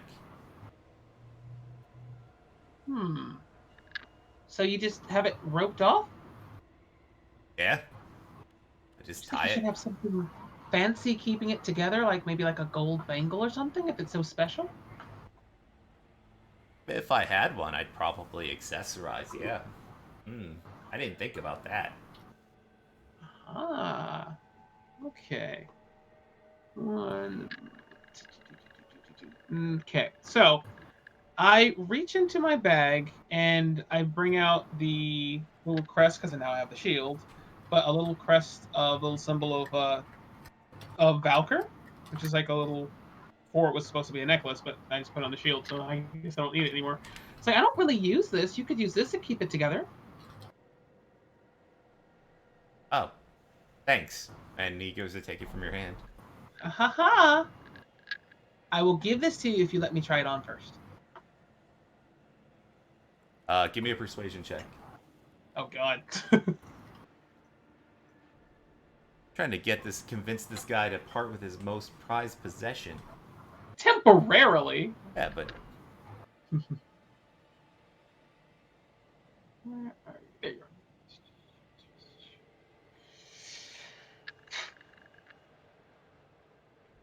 yeah, he Methinks says, it totally works. no. You're trying to take this from me. It's I'm going not to happening, give sister. Back off. it. Well, you Uh, have to. Oh, go ahead. After having that discussion, I would just come around and kind of trying to pick up the necklace while also kind of pulling on the hat to say, "Hey, just try it on. My God, it's just a hat." So you're So I'm like, moving the door back. You're visible now. And then you're no. I mean, I left the door open as it was, so the door's between you and the thing though, right? and the other thing, Not the one. This one. this yeah. Oh, got it. Oh, I did okay. not get that at all. Okay, But Oh, good. sorry. That's Yeah. I the said so he one. couldn't see me this way. got it. Yeah, I thought you were trying to hide yourself from the one south of you. I was like, No, oh, no. okay. Okay. And so what are you trying to do?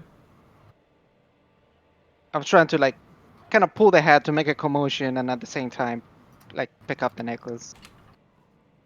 Okay, so you're gonna kind of try to distract him by like messing with his hat to take it off, sort of situation. Yeah, I'm like just let her try it, my God, and then All right, give me a pull on it. sleight of hand check. I'm not giving you disadvantage because I'm assuming it doesn't matter.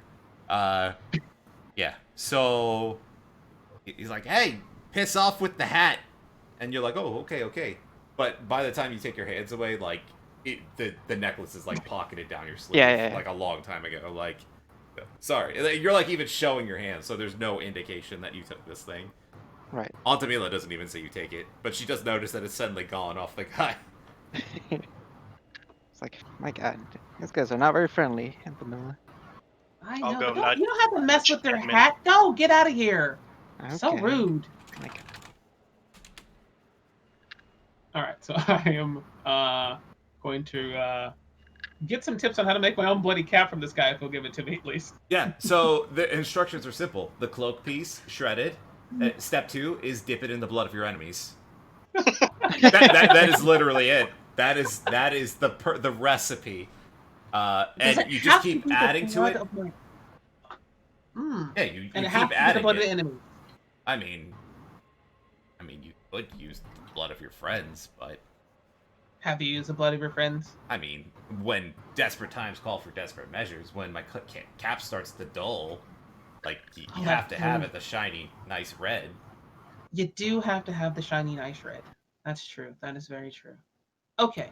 All right. I'm gonna go get a cloak, and I'm gonna go make myself a red cap. Let me know. I'll let you know if you did a good job. Will do.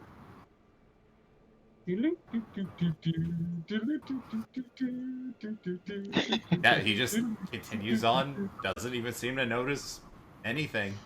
With that, before you talk to Barnabas, let's go ahead and take our break, as it is 9:04. We're a little past. Again.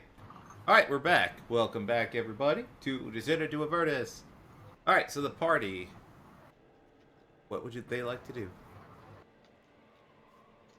Go ahead and present Barnabas with his tooth, and I guess get some answers. Oh, thank you. I appreciate it. And his mage hand comes up to. Well, are you giving it to him, Elion? yeah, I'll pull that out. Yeah, his mage hand kind of wafts over to it. Kind of, it's awkwardly trying to fumble it out of the fastening. By any chance, Could you help out with that, one hand and all? Sure. If he was not a wizard in the past, but a sorcerer, would he be able to twin spell Mage Hand? Can you twin spell cantrips? You could twin spell cantrips, absolutely. Twin spell Mage Hand, so he's got The struggle, I think, is I think Mage Hand might require concentration. I don't remember. You can only okay. concentrate on one spell at once. It'd be funny. I don't know if it does, though. I'm not 100% sure on that. It might not. But if it didn't, yeah, you could. So who helped him out? I don't I know what it but okay. she can. Ah, thanks. And the Mage Hand kind of goes over and jams it up into the socket of his skull. He kind of chomps his teeth a little bit. Oh, much better. All right. So, your question was, who rules Avernus now? Zariel, obviously. Aha! I knew it! Lulu's eyes kind of go wide. What? How exactly did that happen? Well, I don't know all the infernal dealings, but my understanding is Bel failed at defending Avernus at a particular demonic incursion, and Asmodeus promoted her.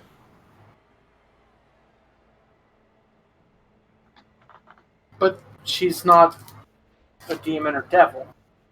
I mean, when it comes to celestial beings, alignment reflects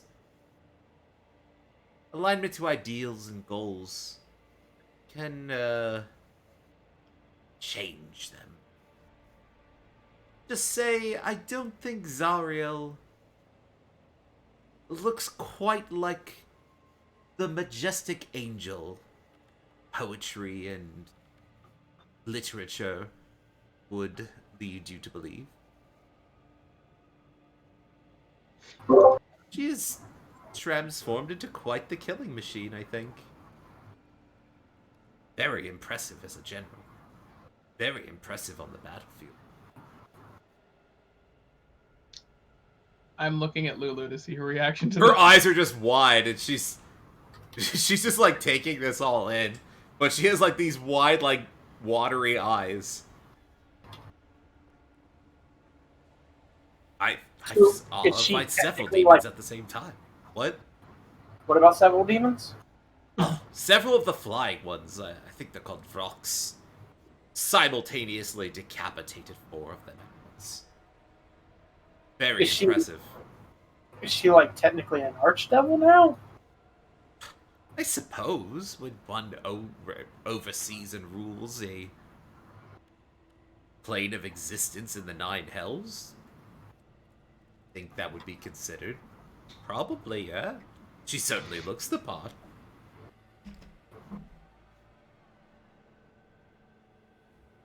This is We'll have to talk, guys. She is, she rules from her mobile fortress. I don't know the name of it. It flies through the sky. Quite impressive. Devil machinery. It's very large. She has a flying fortress in hell. Yeah, pretty badass, no? Well, it's pretty bad. That part's accurate. When it comes to things, the mentality is... The way you have to think of it is... Like, I could sympathize with it. Right? A holy crusader bent on destroying evil. And some would say that's good, actually. I would shed a tear if I could. My flames would probably evaporate it. But in a way, she's killing lots of demons. That can't be bad, right? In a way, she's doing what she always wanted to do. Is she killing devils and demons? Why would she kill the devils? They're helping her.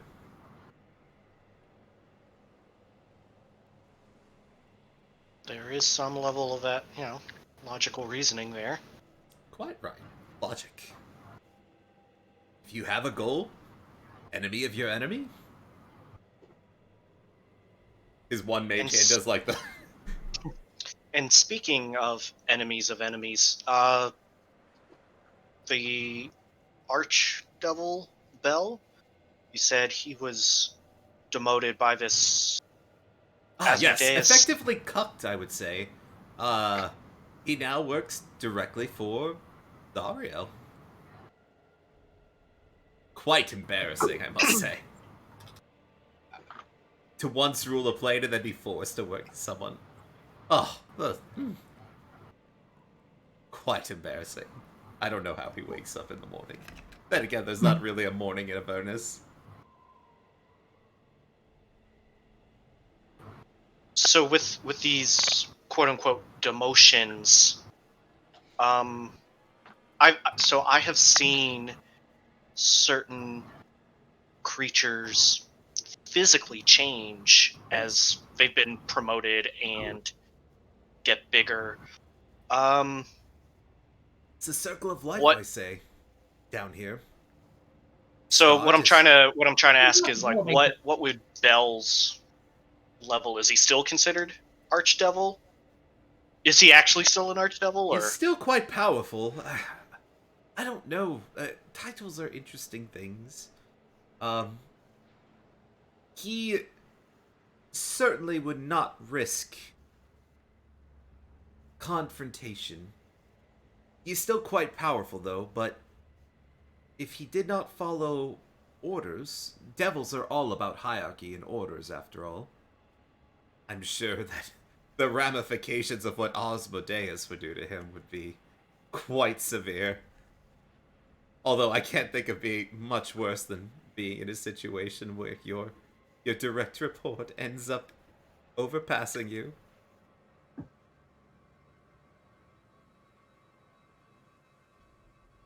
It's funny, he's talking a lot differently now that his tooth is back.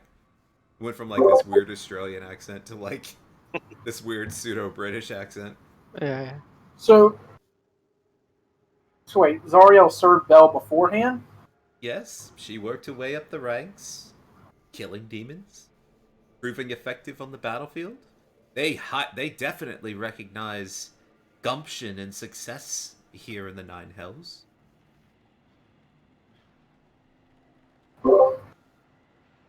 It's kind of like a mercantile company back home. The better you perform, the more you will work your way up. so I have 3 questions for you, good sir. Wow, you said that when you said you had one question for me last time. Did I?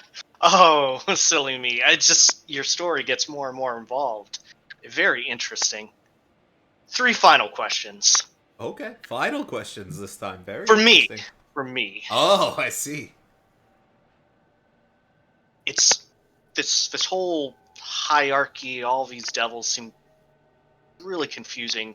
What do any of these devils have to do with Tiamat, actually?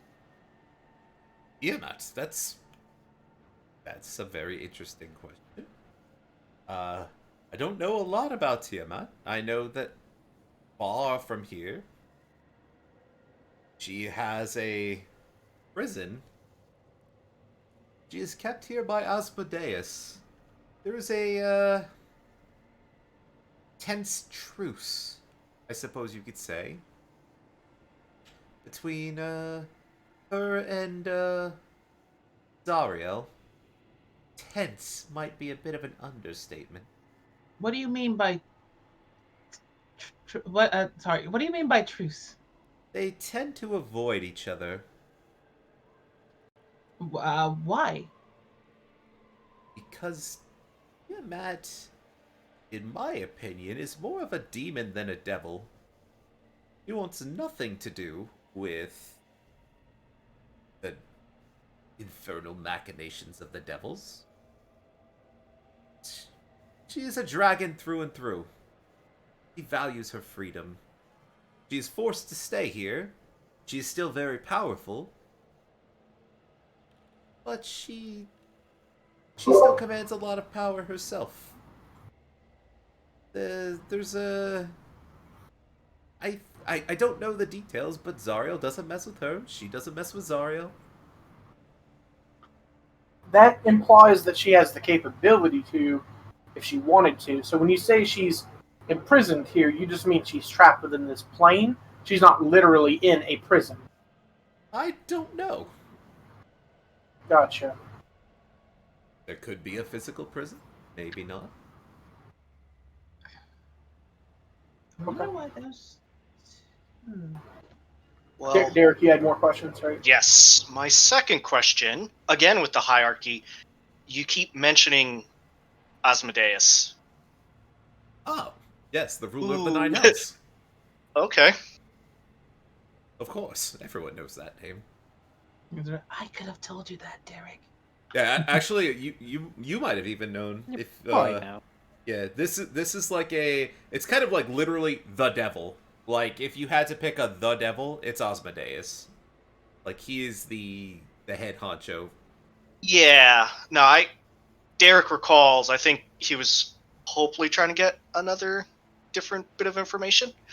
But that's okay, because for my third, The final of your final questions. yes.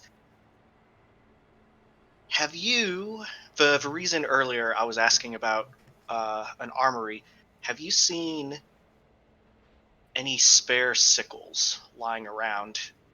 I'm looking to try to get one, but these little impish creatures seem pretty aggressive. I'd rather not upset them. They are quite aggressive. And bloody They're- well attached to their own things. Well. Just because I'm feeling cheeky with my tooth back. Watch this. The flame skull kind of just starts to float away towards the gate guard to the north of the gatehouse. He just kind of flies over there. He says, "Excuse me, fuckface. Give me your weapon, or I will light you on fire." And the creature kind of looks at him with like surprise, and he kind of gives him a quick glance, and he kind of looks very surprised again, and he just kind of holds out his sickle, and the mage hand takes it and kind of flies back over to you with a flying sickle in the air. It's bloody and gross, but he definitely has a sickle, and he says, "Those bastards weren't afraid of me because I couldn't cast my strong spells with my tooth missing. Couldn't pronounce the components right. Now that he saw I had it back, oh, I saw the fear in his eyes. Ah, Barnabas is tapped back on top, boys." And he kind of drops the sickle on the ground. I'll pick it up and thank him. Oh, that was you're quite welcome. Giving me an excuse to bully those little bastards.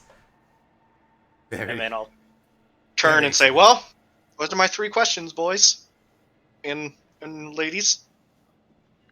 Is there anything else? This has been a very pleasant day for me. I'm gonna have to practice some fireballs later. I have a question. Yes. You know a lot about Zario. I know it. And I know Bell the serves basics. Zario. Yes. Do you happen to know if anyone else serves Zario by the name of Gabriel? No, I don't know that name. Okay. Thank you.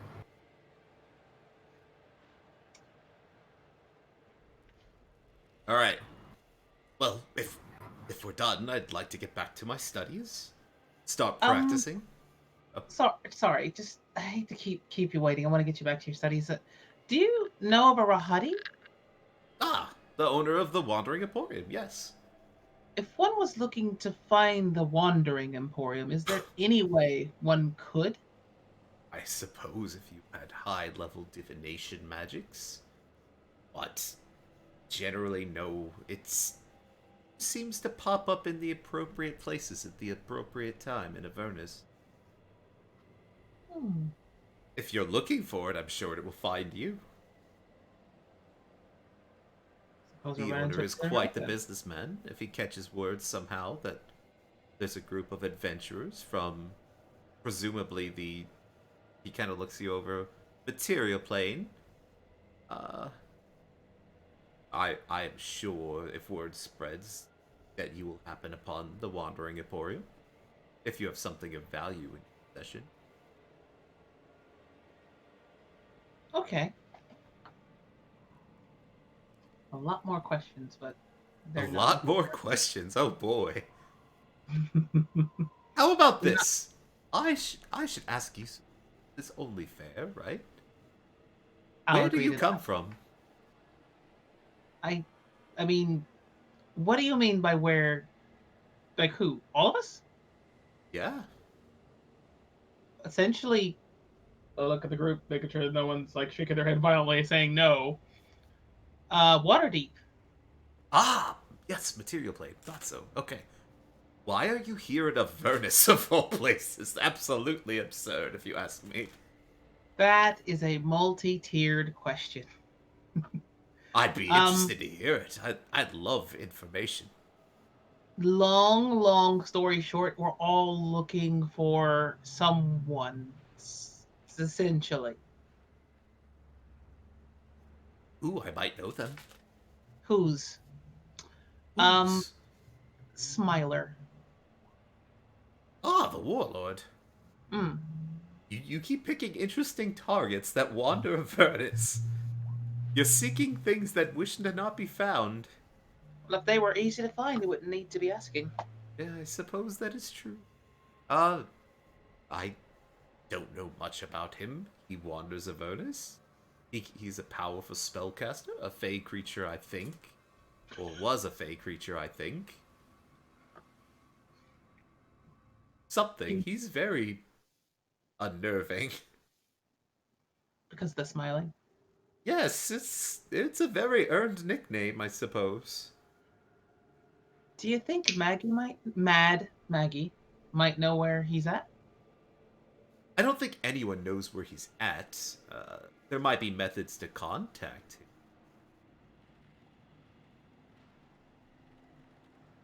Perhaps Such. magic sending. Hmm.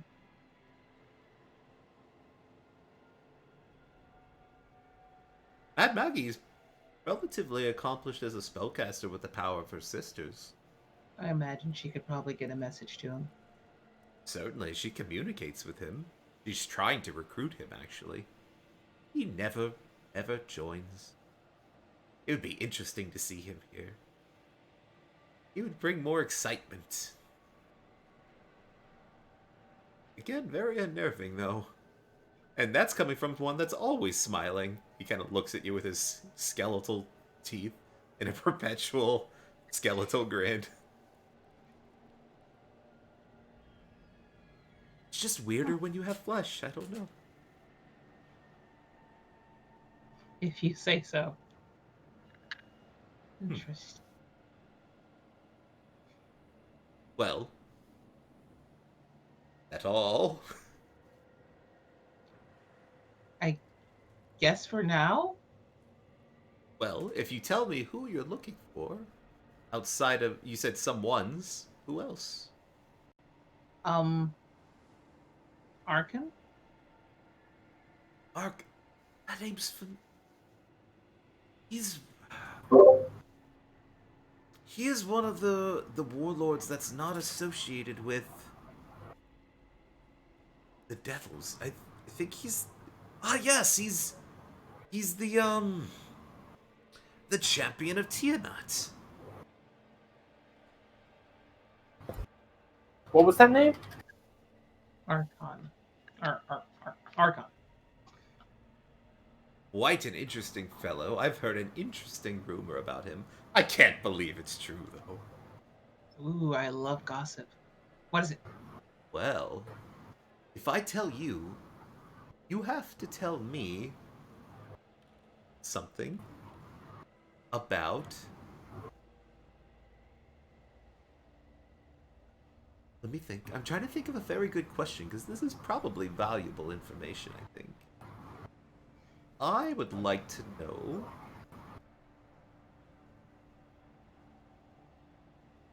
Are you here relating to that floating city in the sky? I feel you might want to ask a better question than that. I love this question.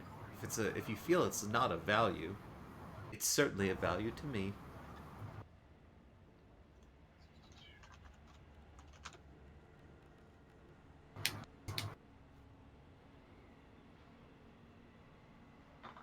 Possibly, because it's been a while since I've actually seen it. I might have written down, just said.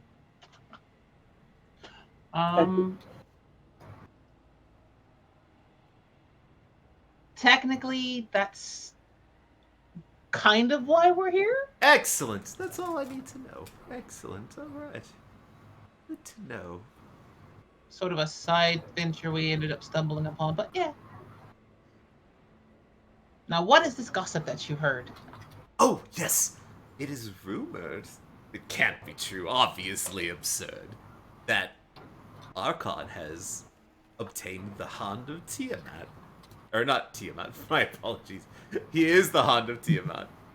It's like he's gonna marry Tina. Vecna. The Hand of Vecna. That's absolutely absurd. A powerful artifact. Literally the body part of a god. Psh, preposterous. That's impossible. I agree, but Where in the world did you hear that?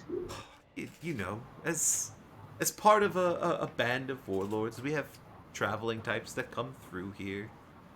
Heard it from one of the gangs of... It was actually a were-rat that told me. Of all things. I meet some interesting types here. You, for example, are very interesting. Your skin pallor. Very pale. Very reminiscent. Yeah. Reminiscent Yeah, of what? Chalk? No more questions. I'm done for the day. That was fun. I get to be a Okay. bit of a tease. Oh, I was just getting to tell you about the hidden lord, but that's fine. Just a rumor. He kind of floats back to his tent. When he mentions the Hand of Vecna, could I Yeah. do an Arcana to see anything I recall about it? Yeah, absolutely.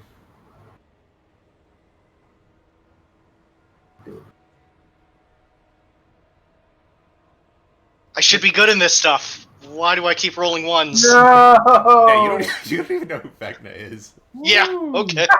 He has to at least know who Vecna is. Nope, not right? with an 8. Nope, not with an 8. It's Is not Vecna happening. just Arcana? Essentially? It would be normally religion, I suppose. Deity Oh. stuff. No, probably. I don't think Vecna's any sort of deity anymore. It's kind of a remains of. I don't remember the fate of Vecna, but Worth a shot, I guess. I don't know what it is in 5th edition. I know in like second or third, they killed him. There was an adventure called Die Vecna Die. yeah, there's a lot of revivification of gods and stuff. Yeah, you know Yeah. that it was either a god or a pseudo god or a demigod, sort of a very powerful creature. Would totally make sense. It sounded like a magical item, and what? See? It's like, oh, apparently it's not. I don't know. Yeah, it's actually not a magical item. It's literally why I the don't know anything. physical piece of that powerful thing's body. Great. Yeah, out of character, I know what this thing is. Yes. Well, it's impossible to know exactly what it is. I think that's by design. If I remember correctly, it changes. Like There's other the body parts of Vecna too. Yeah, the eye. But, But yeah, but I think like when you if you're gonna use it in your game, I think it like has like a table you roll from or something. If I remember right, like no two hands are the same. I think. Anyway, we're getting off topic. Barnabas floats away. Rip. All right. Barnabas. So you didn't want to know anything about the hidden lord? No, he seemed to be satisfied. It was worth a try. By the way, I'll leave a good word with Matt Mackey for you. Whoa, you cut out Thank you, really bad. Barnabas. That was intended. I was trying to make All right. it like he was fading off. That was actually really clever, Ben. Yeah, because it sounded like you really cut off. Yeah. All right. So, what would you like to do? Let us go console Lulu now that her friend is an Yeah, evil Lulu is literally Oh, sitting yeah. there. She had no questions. Her eyes just literally just turned to the biggest puppy dog eyes. The saddest Lulu. It can't be true, right? biggest hug. It's probably an exaggeration or something. Okay, okay, yeah. Okay. He thinks that's true. I Shrug hope all honks. that's an exaggeration. What? I hope that all that's an exaggeration. It's Lulu's like basically like half crying, but she's trying to put on a brave face. What poor I give Lulu. her a what do you call it? A pep huddle, a 2-person pep huddle, like a hug, so she can cry. Yeah, yeah.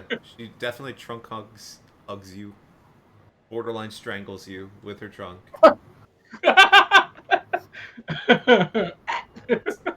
She hugs with great fervor. She's in Okay. need of a friend right now. Weren't we going to check out the other gate too for possible exit strategies? So need to do that. I think we looked while we were around that area. Yeah, We you found you the gate. passed Yeah. through the southwest gate. Okay. You haven't seen any other entrances except for these two gates and exits. Because we still have a good amount of time, a goodly amount, I think. Yeah. Like this is probably taking us what? Not even half an hour, if that. Yeah, not even. Like maybe you're at like 20 minutes. Yeah.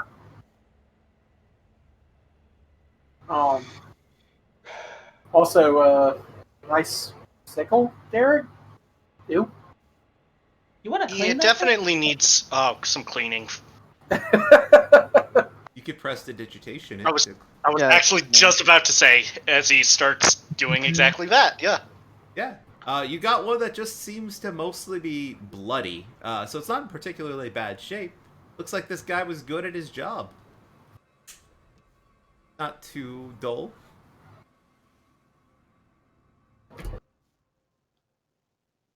I will be doing that as we are walking about.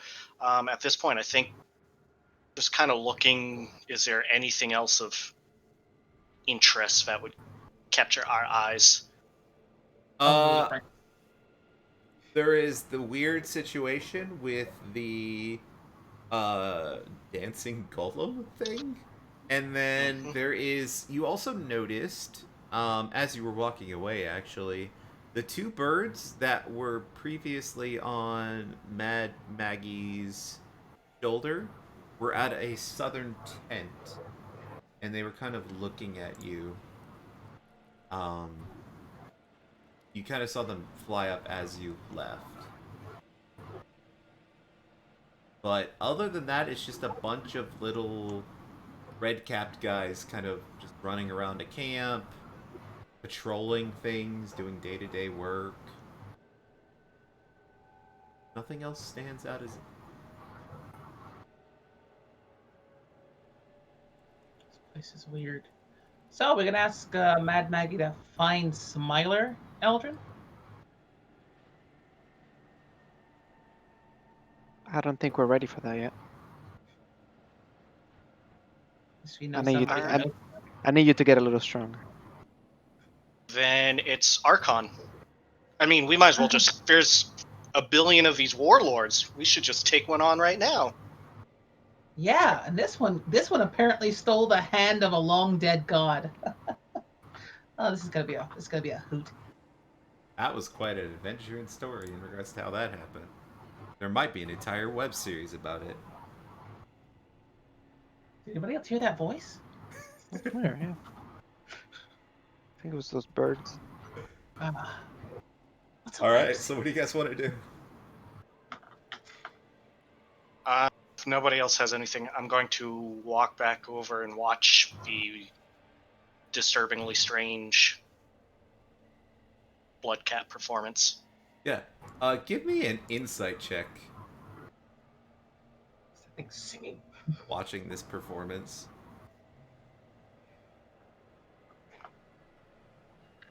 Yeah. 3. You think it's the weirdest thing you've ever seen in your life? And you've seen some weird things, including giant flying orbs of light crackling lightning in the sky. This probably beats that. Talking Damn it, that elephants, was the talking other thing I was going to otters. ask him. Talking skulls. Barnabas was quite pleasant. Also quite evil. Alright, what do you guys want to do? Anything else? You want to wait for Mad Maggie? Do you want to leave? I think we're just gonna have to do the dream thing. Oh god, I think. Are we going to go through with this? I think it's the only way to find. We need to make sure, Lulu says through the first thing she's saying. Through tear eyes. We need to know. I need to find her. We need to find out what happened. No, we need to find her.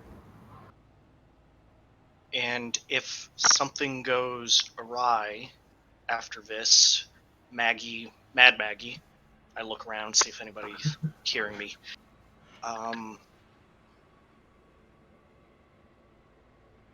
What is our plan? Any ideas, Eldrin, on getting us out of here? Oh, I got plenty of arrows. We've still got plenty of time. I could summon my steed, and then if the time comes, I think you can instantly summon yours, right? And it doesn't last for very long, but maybe long enough for us to get away from this place. Unless gates they are come closed, after us when so they're that's new gonna be an death issue. part. Yeah, that's let's true. let's try not to get into any fights. Seems like they're willing to trade things, and for the time being, I think we should not try to agitate them. You do seem pretty reasonable for the obviously criminally insane. Yeah, let's not sugarcoat it. We're only being polite and making deals because we're not strong enough. Or at least that's my hot take. If I had the power, I'd waylay this entire camp.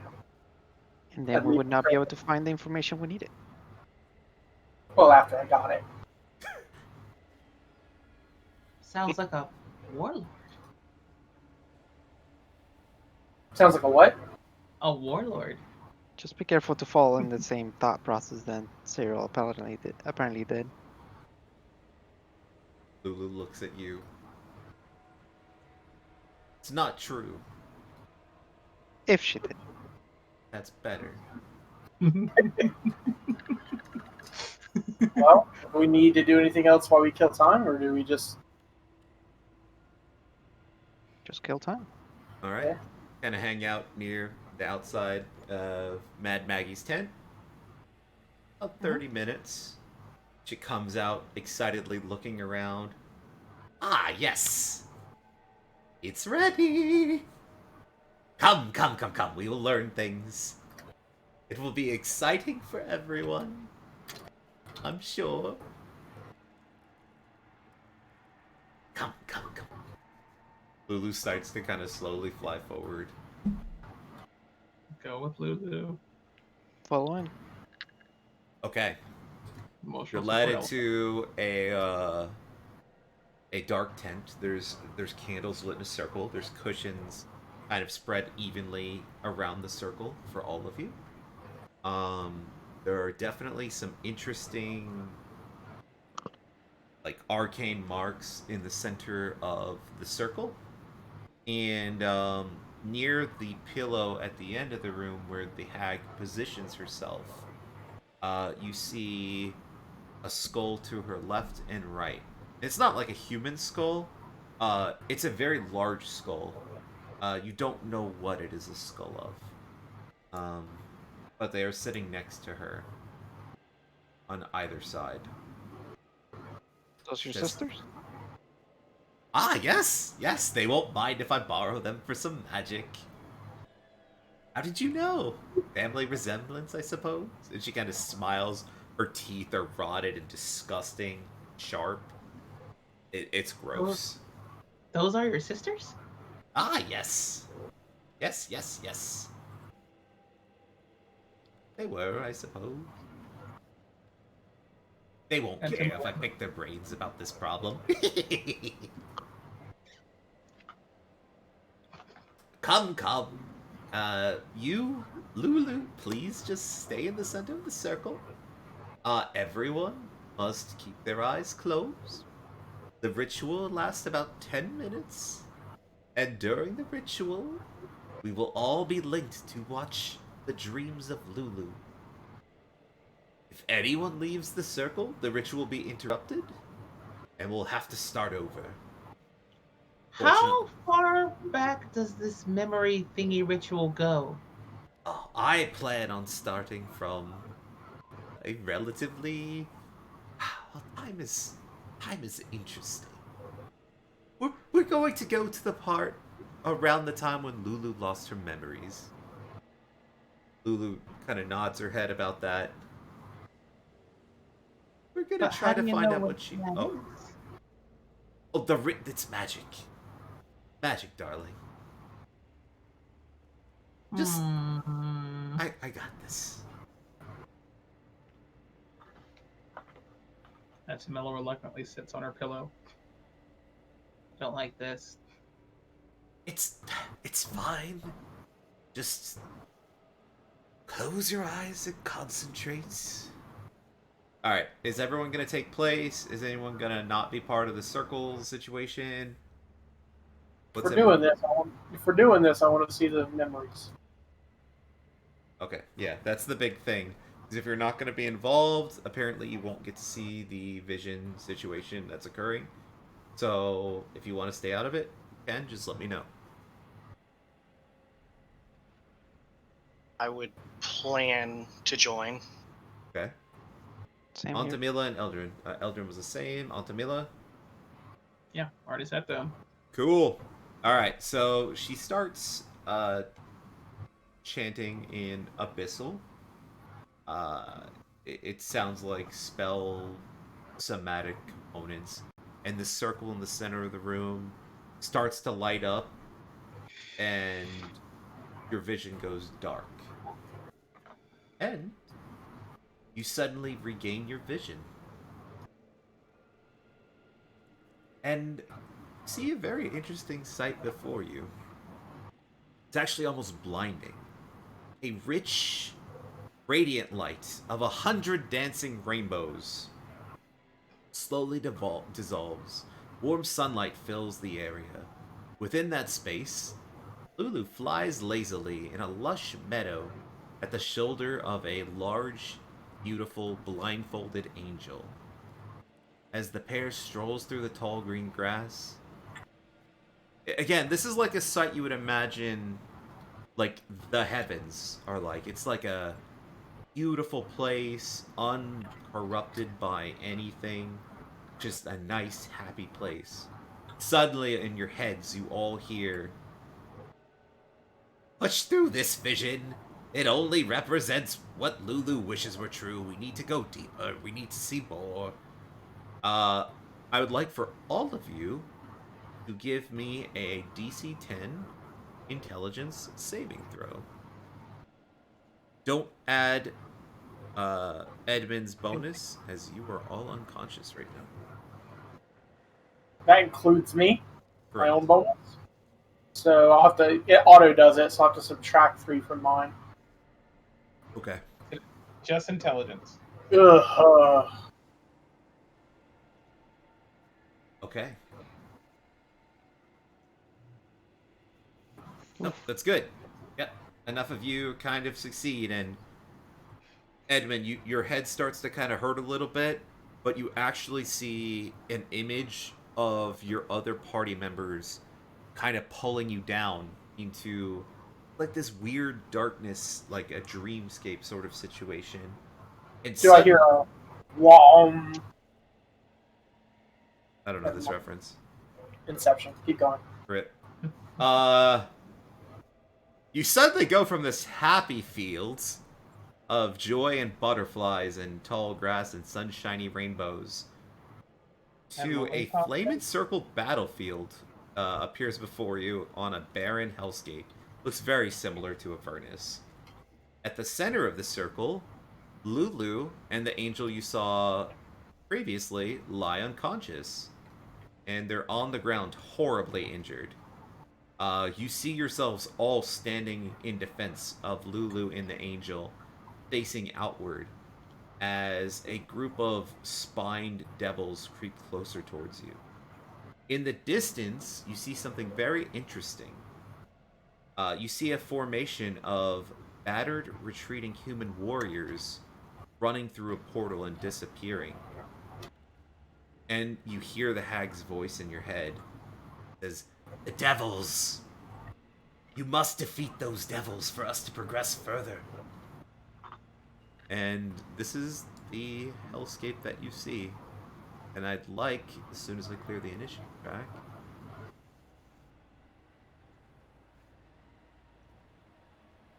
for everybody to roll initiative.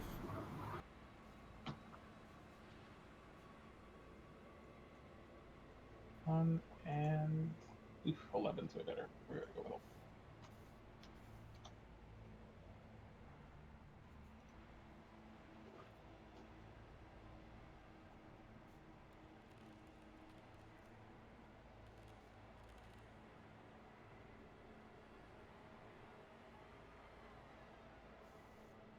Second. Did everyone roll? Looks like it. I think so. I think so, yeah. All right. Let's sort it. That's not better. But Oh my gosh, guys, these initiative rolls. Holy crap. Yeah, they're pretty bad. pretty bad. Oh, I missed one. Okay. Wow, he rolled 2. Really good. Jeez. All right. Okay, then. Top of the order. This one will fly here. And we're going to turn on the battle music really quick. Before we get too far in, kind of we see our projections of ourselves. Is projection of Mad Maggie with us? No, she is not. Okay. It's just the 4 of you. Lulu seems to be lying on the ground, like, as a giant mammoth, actually. And Zariel's kind of, like, lying on top of her. Well, you presume it's Zariel, the blindfolded angel. Yeah. Yeah, they're both unconscious and heavily wounded. Yeah, and this devil flies up and shoots some tail spines at you, Derek.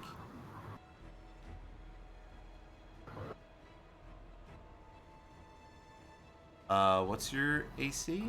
I was just about to ask, are we assuming Yes, it's start of the normal? day. All right. Yeah. Kind of thing. 17 then. Hit and a miss. The first one hits you for 3 piercing damage and 6 fire damage. Accidentally gave myself 90 damage. That's bad. I am dead, guys. Let's see. 9 then total? Yep. Okay. Second one. One will fly up. Shoot some tail spines at Eldrin. Miss. Next one. Flies up. Tail spines at Edmund. Miss. This one flies up, shoots some tail spines at Antamila. Miss. This one flies down. Tail spines at Derek. Hits for 7 total damage with one of them.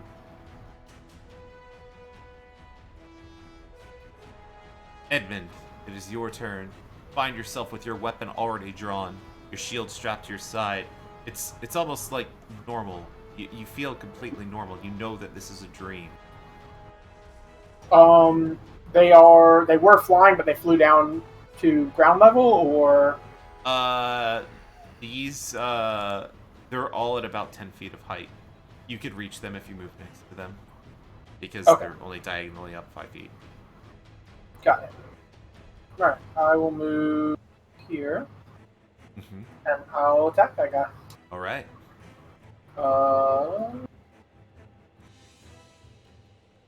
13 to hit That hits. for 7 slashing. All right. Second attack. 16 to hit for 9 slashing. That's a hit. Looking rough. Anything else? No. Eldrin, No. it's your turn. I will.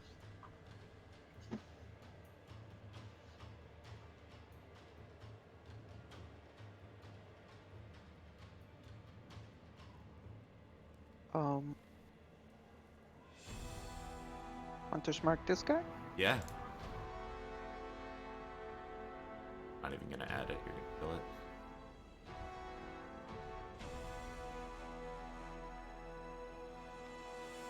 Oh, maybe I need to add it. Oh. Ah! It happened. Oh. Holy Hap- crap. It's never happened before, boys. No, it's happened before. 3? I've seen 2. Yeah. Alright. He's whipped one round before. It's been. Yes. It feels weird. It Feels does. Anything else, Eldrin? Nope. Alright. Another spine one flies up. It'll attack on Tamila.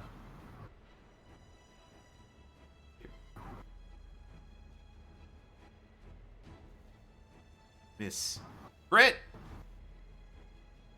On Tamila. You take 10 piercing damage. Ouch. And You take 9 fire damage, which is reduced by half due to your fire resistance. So you take 4 Yep. fire damage.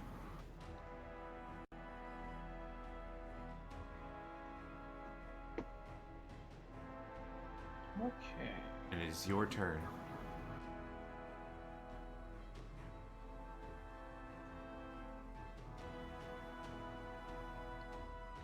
And I can center the square on me.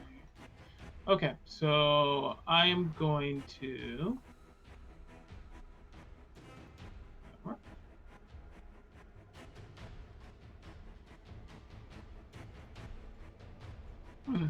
It may or may not work. But, okay. Let's go ahead and move here. And I'm going to summon a call lightning over where Lulu and I want to summon the cloud of call lightning basically over the 60-foot radius on over Lulu, so I can basically attack everyone if I wanted to. Okay. Okay, and I will actually cast the dang thing at the guy who just hit me. Let's see if I can actually. You're calling down lightning on the one that just hit you? Mm-hmm. Okay. I'm not going to use the cloud. I'm not going to move it. We know it's there. And yeah, I'm it's gonna 120 go ahead and use it. diameters.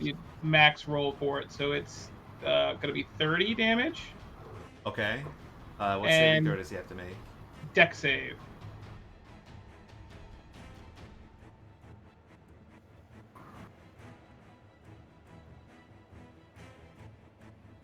Makes it. Okay, so he takes 15 plus 3 lightning damage. Okay, so 18. Okay. And move him 10 feet away from me. This one here. There we go. Alright, anything else on Tamila? Pretty sure that's all I can do. Derek, your turn. Cool. I am going to magic missile at 3rd level. Mm-hmm. So that will be 5. The first 3 are going to that spine devil, Okay. and then the next 2 will be to the left. Okay. So casting them, maybe 1, 2. Oh, that's so bad. And then 10 to the first, and then 7 to the other. Okay. Anything else?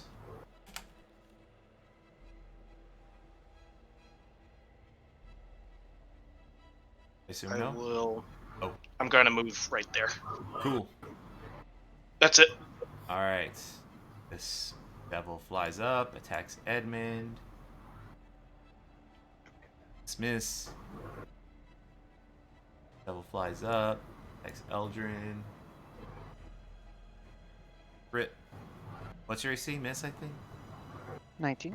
Yeah, miss on the second. You will take... You have any resistance?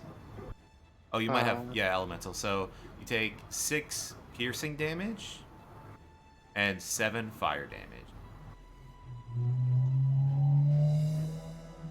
I'll just.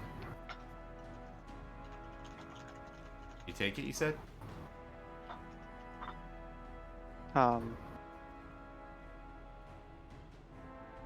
What's it called? The absorb element? Yep. Okay, cool. I'll You cast it. Sorry, I said take it. I said I'll cast. Alright, I'll cool. do it this way. There you go. There we go. We'll do that. Take 3 damage instead. This Shit. devil moves up. Attacks Derek again. Sorry, Derek, I'm embarrassed to say I forgot your AC. It's like 17 or something. Derek? Yes. Can you hear me? Yep. 17. Yeah, I miss. Next one moves, or this one attacks Eldrin.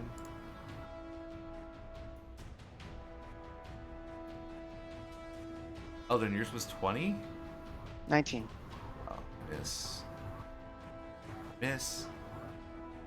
I really gotta update the AC on your tokens. Life's so much weird. This one attacks Edmund twice with his fork.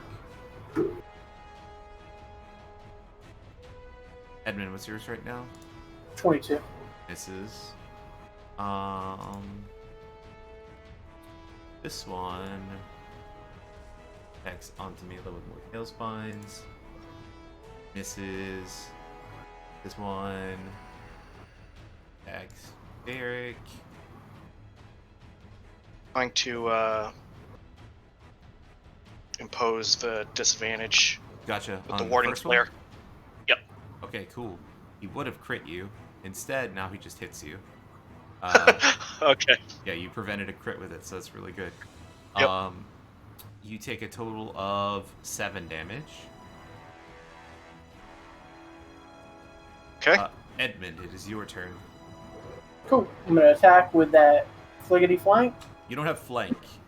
It's in the air. Oh, it's above me. Yeah. That's fair. Oh, 15 to hit. Yeah, you still hit it. 12 Oh, slashing. it dies. Nice. 5, 10, 15, 20. Feel the heat And I'll coming attack from this the one. edges of this circular, flamed-in arena. 9 to hit. Definitely miss. You done? Yep, that's my turn. Eldrin, your turn. Alright. We'll attack the one hunter's mark. All right. Whew. It dies. Yeah. We'll move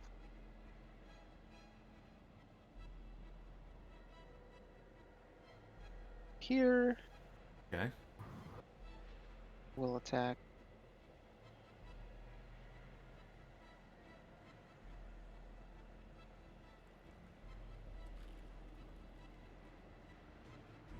The top right one? Yeah, that one. All right.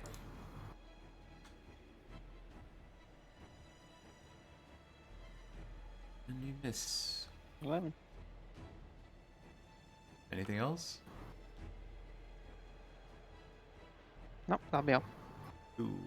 On Tobila. Alright, using the second one, same thing on the one here. All right. Going to call lightning on it, 30 damage. Oh, you're using the channel again? Mm-hmm. All right. It fails. He evaporates from the light. Fail deleted. Alright. Utterly obliterated. because I'm just using a concentration to do that as my action, as my bonus action. I'll go ahead and summon a spiritual weapon on the. Yeah, that one. It's still in All right. range. Get that attack roll.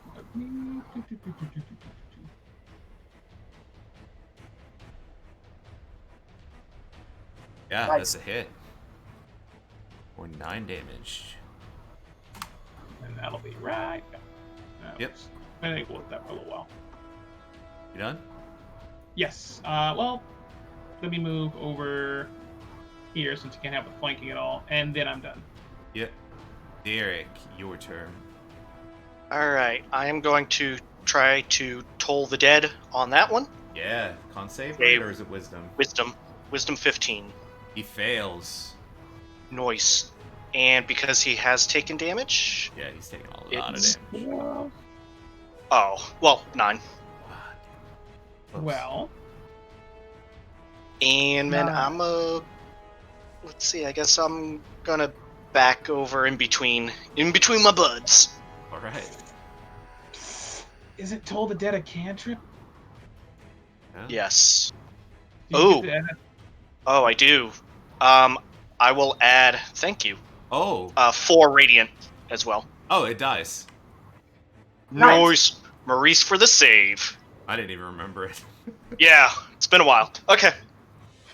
All right, done. No, enemy block. Enemy block. Edmund, this one forks you. You fork on me, I fork on you! And it misses twice. It can only hit you on a crit, actually, with fork. Jeez. Yeah, Tailspine's definitely their thing. It Tailspines onto Mila. Misses twice. This one does the same.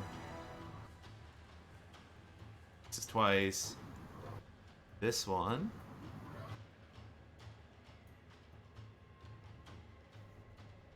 X continues his assault on Derek. It's once.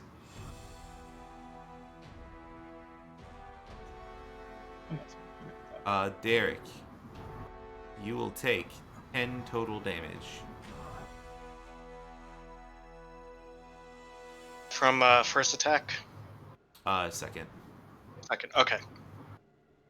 Yep. Edmund, it's your turn. Cool. I'm gonna attack this guy in front of me. Yeah. Huh! It's There we go. 6. Huh! No. You done? I'll start moving in this direction. 5, 10, 15. And then I'm done. Eldrin, your turn. At least get somebody in my aura in case it becomes relevant. I don't think it will. Attack this thing. Yeah. Eldrin, it happens. Everyone has these moments. I'll use my bonus action to Hunter's Market. Yeah, it does. Wait, maybe it doesn't. No, definitely. Actually, I'm way off. Sorry. It gets hurt a lot, though. You done? Well,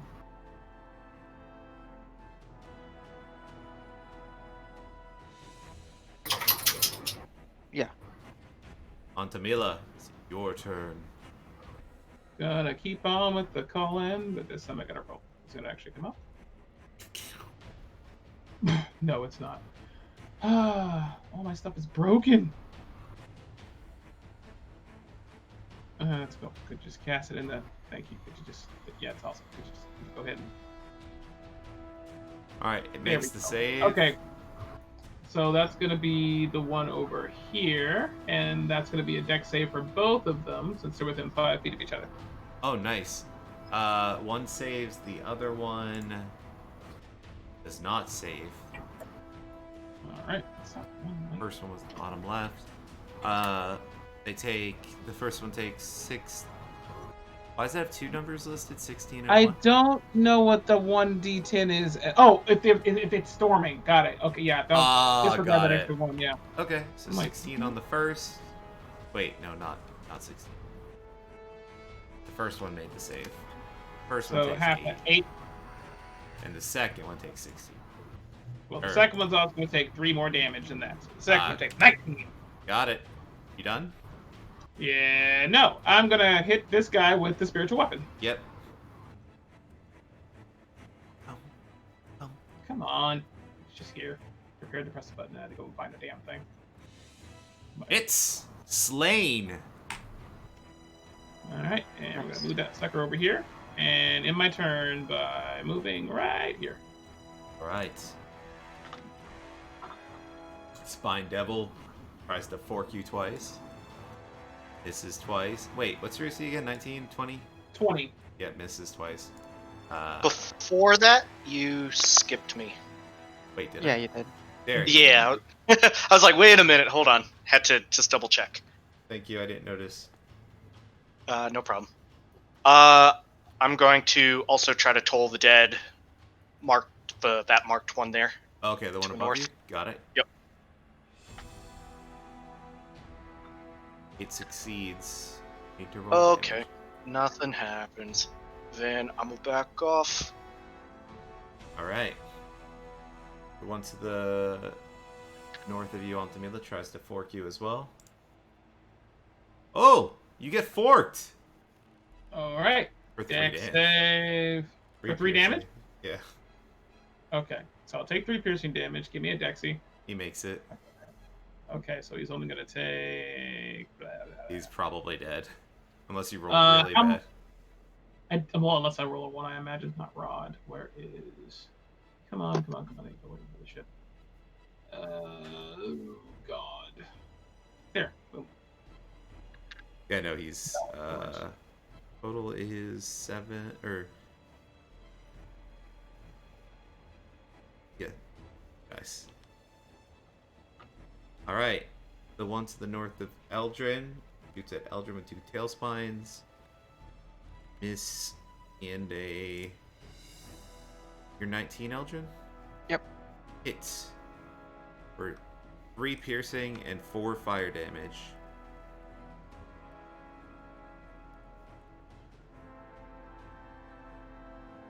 All right, Let me do Edmund, a it is your turn. quick check my hunter's mark.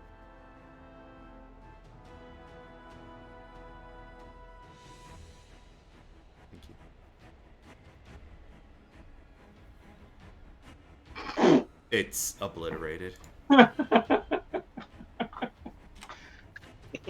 Anything else, Edmund? I can't hear you talking. I just see you moving and rolling, so that's good. Oh, music. Yeah, let me see if I can get this other one. Is this a hard corner right here? You could move over Lulu's body.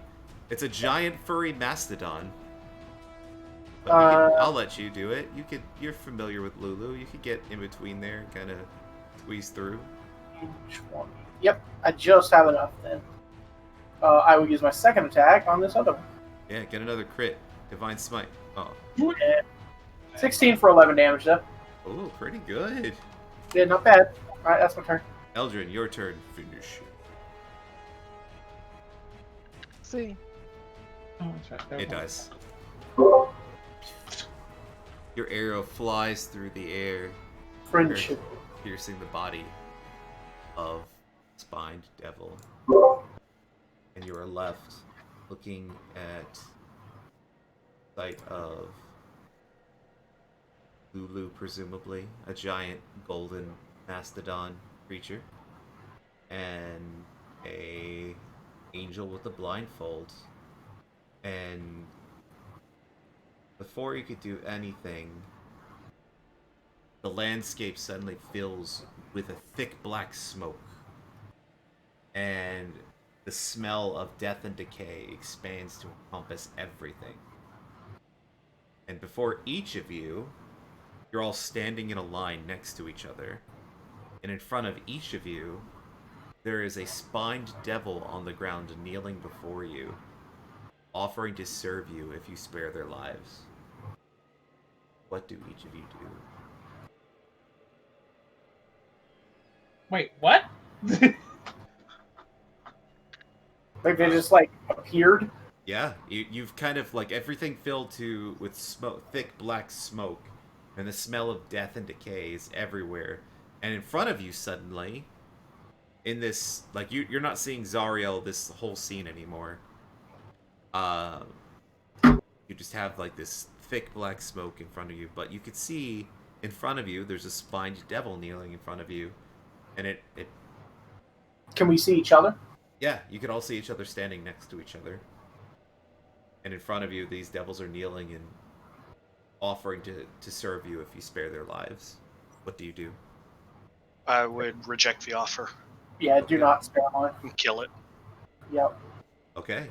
You see Altamila and Eldrin, you see Edmund and Derek just kill the devils that are kneeling before them. What do you do?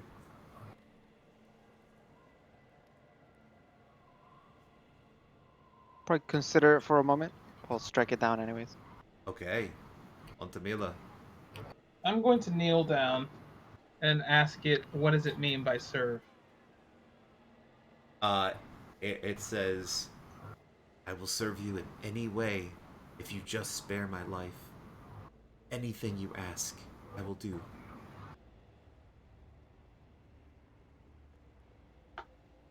Please have mercy.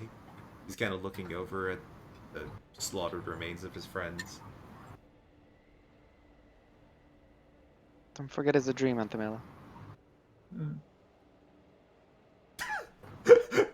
Actually, Eldrin looks to you to speak, but you don't hear him. Oh, okay, he doesn't hear me. Yeah. But that is interesting in itself.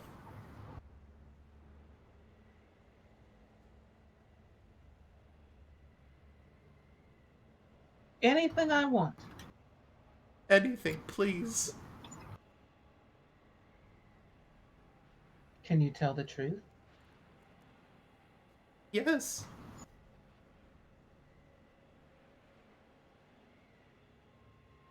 Can I insight this motherfucker? Yeah.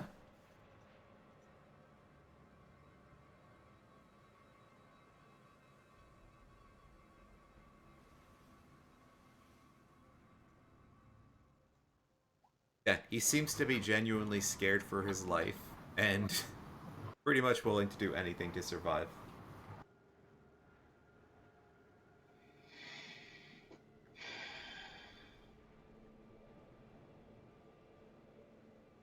Interesting. I'm going to spare its life. Oh, thank you. The creature flies away to the sky, and everything kind of fades to black again. And suddenly, find yourselves wandering a vast barren landscape, which is completely destroyed. And all of you are kind of walking together through this landscape. You don't see Lulu, you don't see anything. And except for suddenly, out of the ground, black sludge starts rapidly rising underneath your feet. And it's gripping you tightly and overwhelming you with a horrible sense of loss. And all of you suddenly hear Mad Maggie's voice in your head, and it says, "Don't let the sludge consume you. You must push through her defenses. She must look." Alright. Now, everyone, on your turn, give me initiative track. I'd like for everyone to roll initiative as you find yourself being captured by this black sludge. She's implying this is like Lulu's mind's defenses. Yeah. Got it. Sorry. It's like that. Brain fart. 1, 2. Ooh, much better. Okay. So, top of the order, Eldrin, you're being... It like sludge is slowly climbing up your body. What would you like to do? I mean, can I try to like wiggle out of it? Yeah, you could give me an athletics or an acrobatics check if you're trying to escape from this ooze. Yeah, so you find this stuff clearly, it's slowly kind of enveloping you. Again, feel like a great sense of loss, but you're able to kind of pull yourself free from this, and you suddenly feel fine. The ooze is amongst you, but it's not kind of crawling up you anymore. But Hmm. you feel okay, and you see your friends in a similar situation that you were once in. They're all within 10 feet of you. Can I try to approach Yeah. The one of them sludge to try to doesn't help? seem to try to go back onto you. And if you want to try to help them, you can use help action on your next turn. Anything else you'd like to do? Okay. I'm gonna assume not. Can't hear you. No, I don't. Derek, you're being enveloped by ooze. You feel a great sense of loss, and it's clinging to your body. What would you like to do? Is that sensation anything remnant of perhaps I've experienced from power manifestations? So this is a very awkward situation. This isn't actually something you felt before to this degree. It feels like I guess you would consider it kind of like the feeling that you imagine you would get if a close family member that you really liked died, like perhaps your brother or something like that. Like it's hard for you to imagine a sense of loss this bad. Like you've had strife with your powers, but I don't know if your characters had any sense of major loss. It could be wrong, but Okay. If all right, uh, recognizing I've done a bad job, but recognizing this actually familiar feeling, going to try to avoid it. So I too would like to try to break out. yeah, try to pull yourself free. You could use athletics or acrobatics. Oh, acrobatics! It is. Yeah, you try to pull yourself free, um, and I need you to. Yep, we're good. Okay. You're good. Nothing bad yet. On to Mila. Something interesting happened. Sorry. Oh, good. Do I? But I don't actually break out. No, Break out of definitely it. not. Yeah, you are still Okay. restrained by the sludge. It's still climbing up your body. The sense of loss increases. You're panicking a little bit. Um, on to Mila. From the sky, three spined devils fly from the sky and start trying to pull you out of this black sludge. One of them looks very familiar. What would you like to do? Find I tell yourself. them to go save Derek. Okay. The devils all leave you and go to fly over to Derek. Derek, on your next turn, if you try to escape, you will have advantage. On Tamila, what would you like to do for your turn? I'm gonna try and pull myself out of this. All right. Oh, strength or athletics, rather. Right? Right? Yeah, or athletics, either one. Sure, my strength scores back to normal. Okay. Yeah, because that's from the evolutions. Good. You try to pull yourself free, but you're feelings reminiscent to when your father started just randomly disappeared. The gut feeling had returned when you suddenly lost contact with your mom. It's kind of starting to overwhelm you. This huge sense of loss. Edmund, you have a lot of loss. You're starting to remember your prior squire situation as this black sludge starts to climb up your body. Which one? Oh, I was gonna say that. Prior squire situation for the first one. We're gonna go with the most recent one of Trisha. You're thinking of Trisha for some reason, and you're feeling a horrible sense of loss. What would you like to do? You said to try and get out, it's athletics or acrobatics. Yeah. I will try athletics. All right.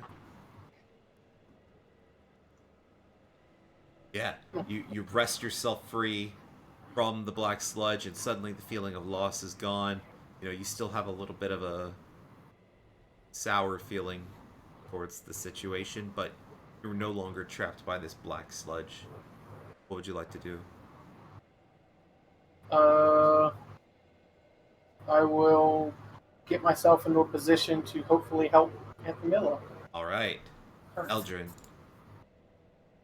would you like to do? You're free of the sludge. You see two of your friends still trapped in it.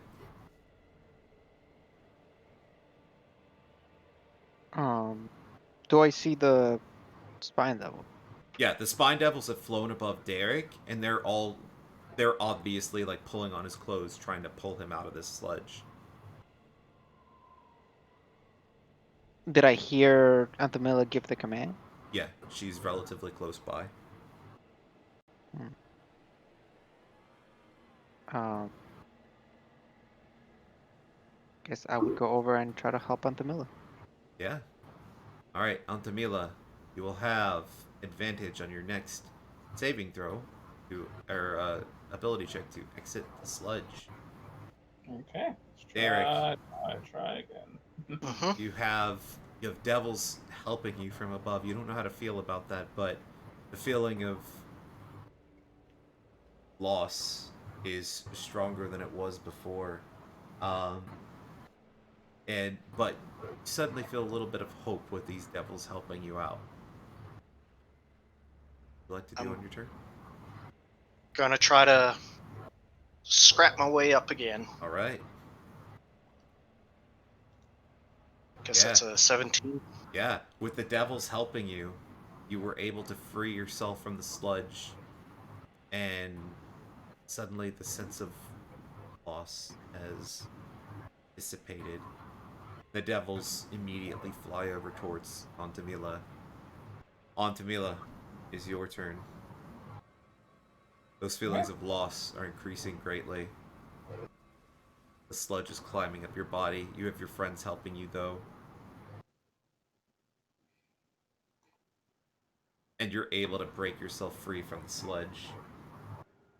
And suddenly, everything fades to black again. You see Lulu resting on a black cushion at the center of an inky void. Darkness. She's unconscious and alone. A beam of brilliant white light shining down upon her.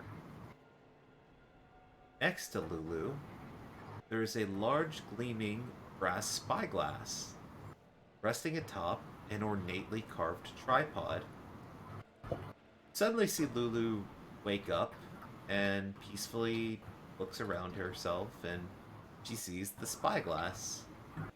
Kind of just slowly floats over to it and puts one of her eyes against the eyepiece. And she says suddenly, with eyes wide and mouth open and her face alight with excitement, "The sword! The sword! I know where it is!" And suddenly everyone snaps back to reality. The dream fades, everyone finds themselves in the room with the hag. And Mad Maggie looks like, I don't know how many of the characters in this party have had particularly good lays, but Mad Maggie looks like someone that just had the best sex of her life. She is oozing with contentment. Like, you could see it. Like, you could see her visible happiness as she sits there. She's drooling. She has a goofy smile on her face. She's just kind of like looking up at the sky like, ugh. Yes, yes, yes. Lulu looks excited. She's kind of darting around. She says, I know where to go. I know where to go. Show me the map.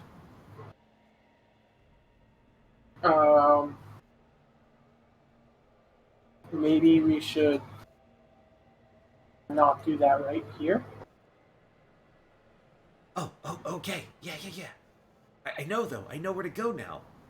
You see Mad Maggie kind of stand up, and she says to all of you, says, that was the best I've ever seen. You've done well. This was much better than I expected. This will satisfy me for quite some time. What did you get out of that? Oh, child.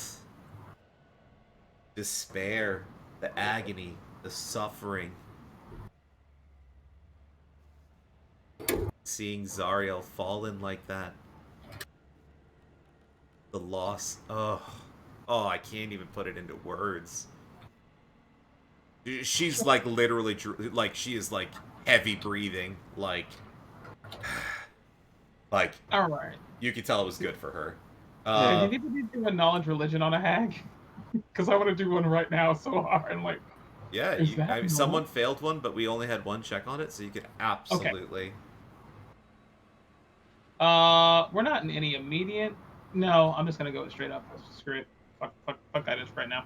See if it works. Yeah, you know that hags in general are, I guess for lack of a better term, they literally feed off of things like agony and suffering, doubts, fears. They try to specifically spread evil. They love this sort of thing. It kind of checks out. You feel like that she literally is physically probably gained sustenance from just simply witnessing what she witnessed. Like, she's like the ultimate sadist, I suppose. Except for them, it's like literally a form of feeding.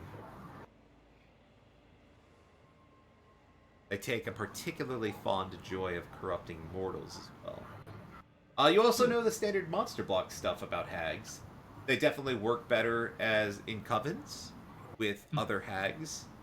You know that they're relatively powerful creatures, but certainly not beyond your group's capabilities to kill a hag by any means.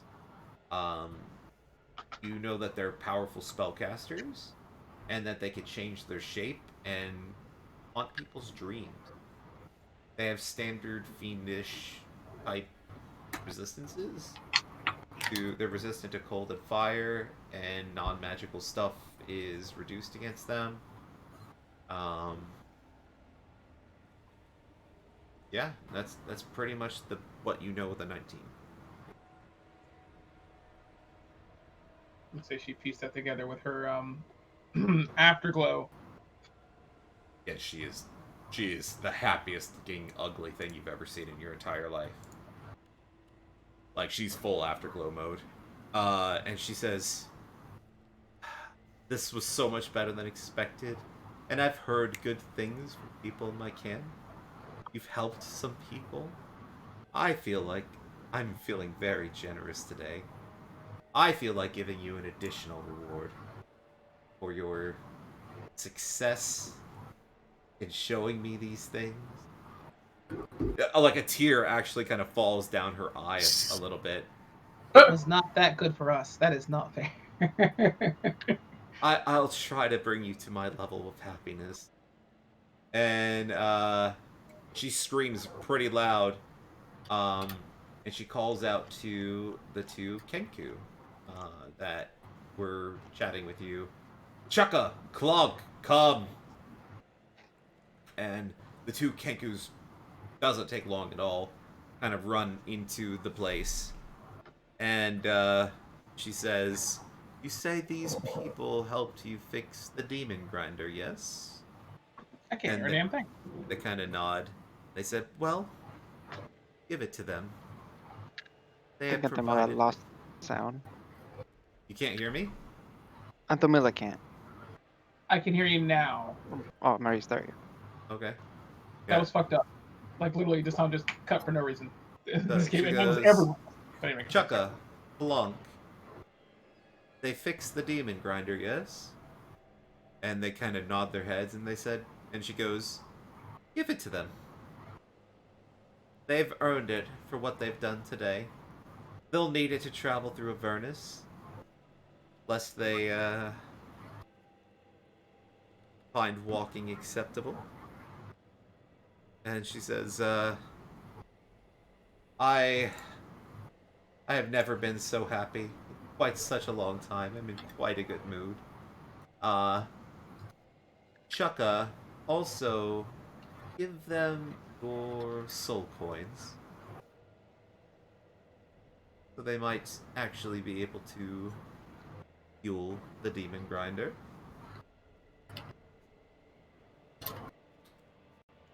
And if they're going to be out and about, make sure that the demon grinder is equipped with enough rations for them. How many of you are 5? Yes. Okay. Enough for 2 weeks for each of them.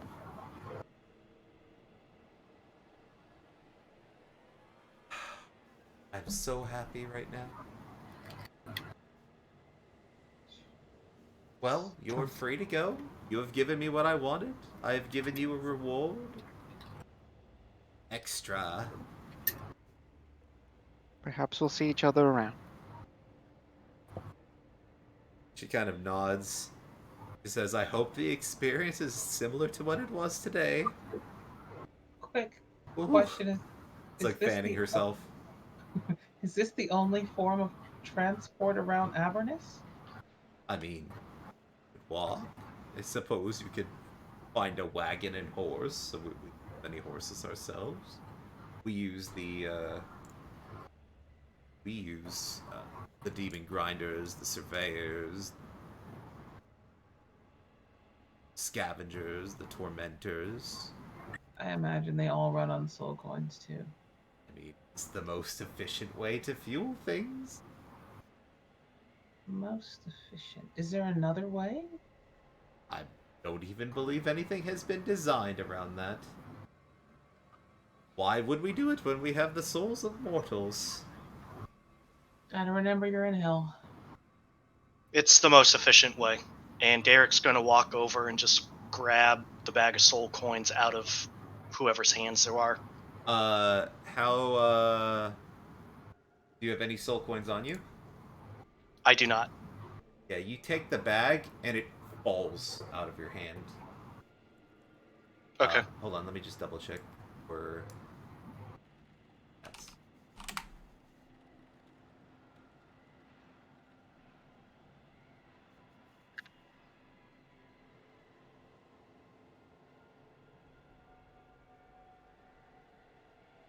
What's your constitution modifier? The modifier is +3. Oh, actually, you were able to hold it. It is really heavy. Very, very, very, very heavy. Okay. But you're able to hold on to it. I think you see 2 coins in the bag. I will ask, how long do how long does the machine run for each soul? It depends on the size. If you're on a Devil's Ride, which is the 2-person, it could run for quite some time, depending on the terrain, usage, weapons. Some of these have weapons, you know. But generally, they can run for several days journey on a single coin. It also depends on the quality of the soul. Not all mortals are created equally. Some have accomplished heroic deeds. Have had you see her start drooling again, and she's kind of looking at the group, and she says, "Some are very accomplished adventurers that have done many good deeds, and have very shining and bright souls." In the middle of the conversation, Edmund leaves the tent. By the way. Just leaves. Say, well, we must go. All right. Well, you are welcome to enter and exit my camp as you want. I consider We you will- a friend of the crew. Please feel free to come back. We That in mind. might be seeing you again, Mad Maggie. She kind of bows her head. Blood falls off of her scalp onto the ground. It's gross. And yeah, you're allowed to go. Shucka and Clunk kind of walk outside and try to find you guys and say, "The demon grinder is yours, but I don't think you want it." Will they show us how it works? I would ask, can you show us how it works? Yeah, yeah. And It seemed to have already been fueled by when they last turned it on. yeah, Okay. absolutely. So they will kind of take you over to this large, very large, demon grinder. It's actually gargantuan. Huge freaking thing.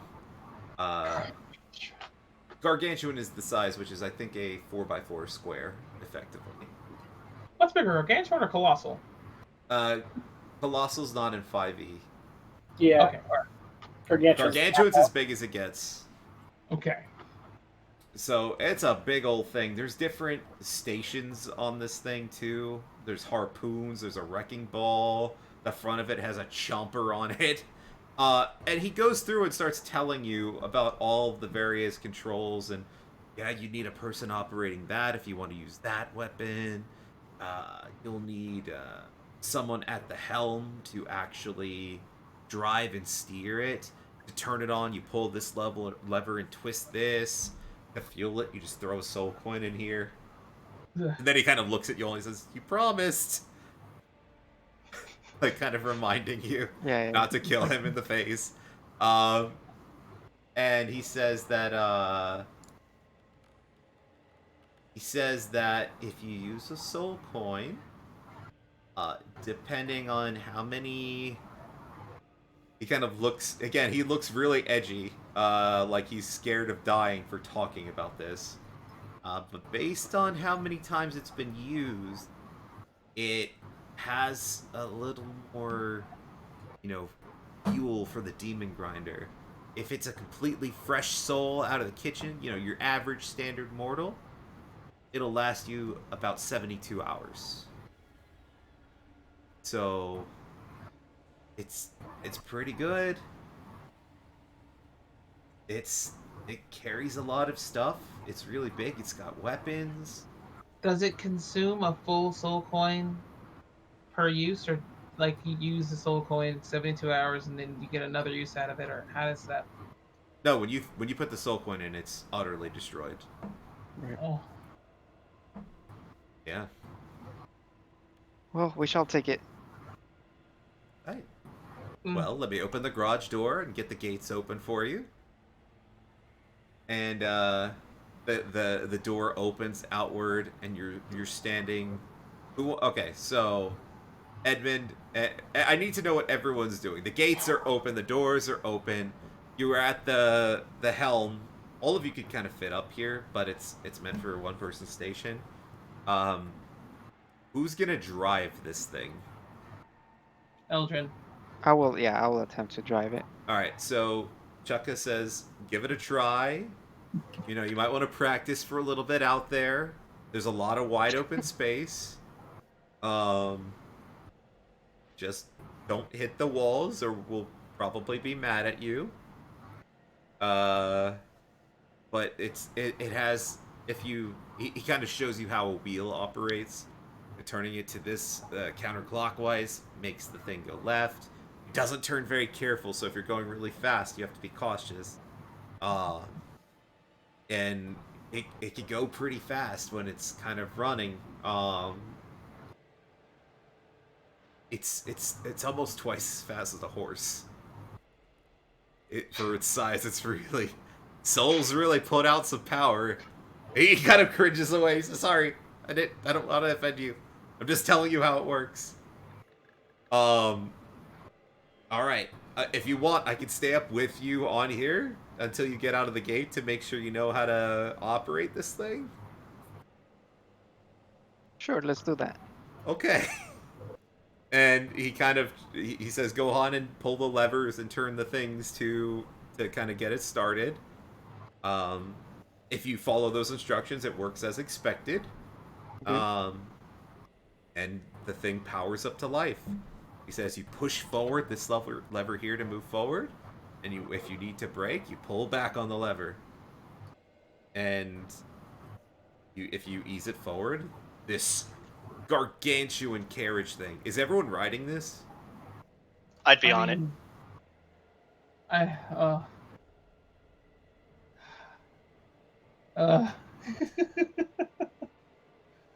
oh. Struggle. Lulu, how far away is the sword? I haven't seen the map yet. Show I'll me the tell it. damn map. Let's just Show get me the on damn it map. and get out, and then we'll look out there, and I'll just kind of signal to everybody to get in. Right. Edmund will walk next to it. That's good. That's Okay.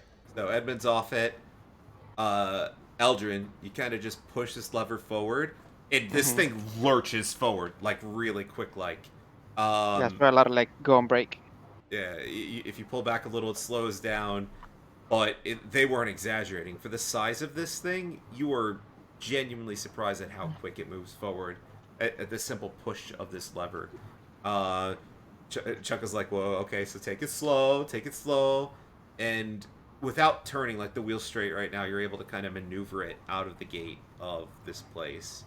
He says, so yeah, if you turn it, go a little to the left, and then if you turn it, it'll go a little to the right. It doesn't turn really well, so just keep that in mind. Um, but to stop it, you just slowly pull back on this. And if you do it too fast, you might fly off, so be careful. You have nothing really holding you onto this thing, and an abrupt stop doesn't work out so well. And he kind of slowly pulls back on the thing. That's really all there is to it. You put the coins in there. This one's got about 2 days of fuel left. So good luck. All right. Thank He'll you. kind of wave and hop off and go back to the fort. Edmund, you're able to keep up with this, but at the speed they were going, they weren't certainly not pushing it full throttle or anything like that. Right. All right, so the gates close behind you. We're once again in the barren wastelands of Avernus, with a giant machine fueled by mortal souls, at your disposal. Once we're outside, I'll pull out the map. Yeah, Lulu flies over to you excited, and her trunk instantly is pinned to a spot. Let me open up the map. Does it say that you're at Fort Knucklebone thing again or whatever? Yeah, actually, if you pulled it out and you're looking at it, it would absolutely say that again. Gotcha. Yeah, she would say, "Oh, it's close. It's here." Let me move everyone back.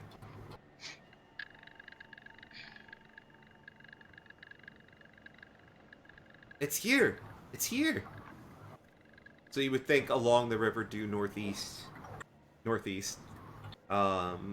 is probably the location where Lulu strongly thinks it's where the sword is.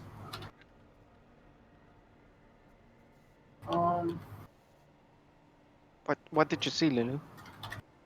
So I saw a hill, and on the hill there were a bunch of trees, but Trees? yeah, and the trees they were made of metal though, and yeah, it's there. Metal trees. How do I you saw a knucklebone to the southwest, so I know it's close.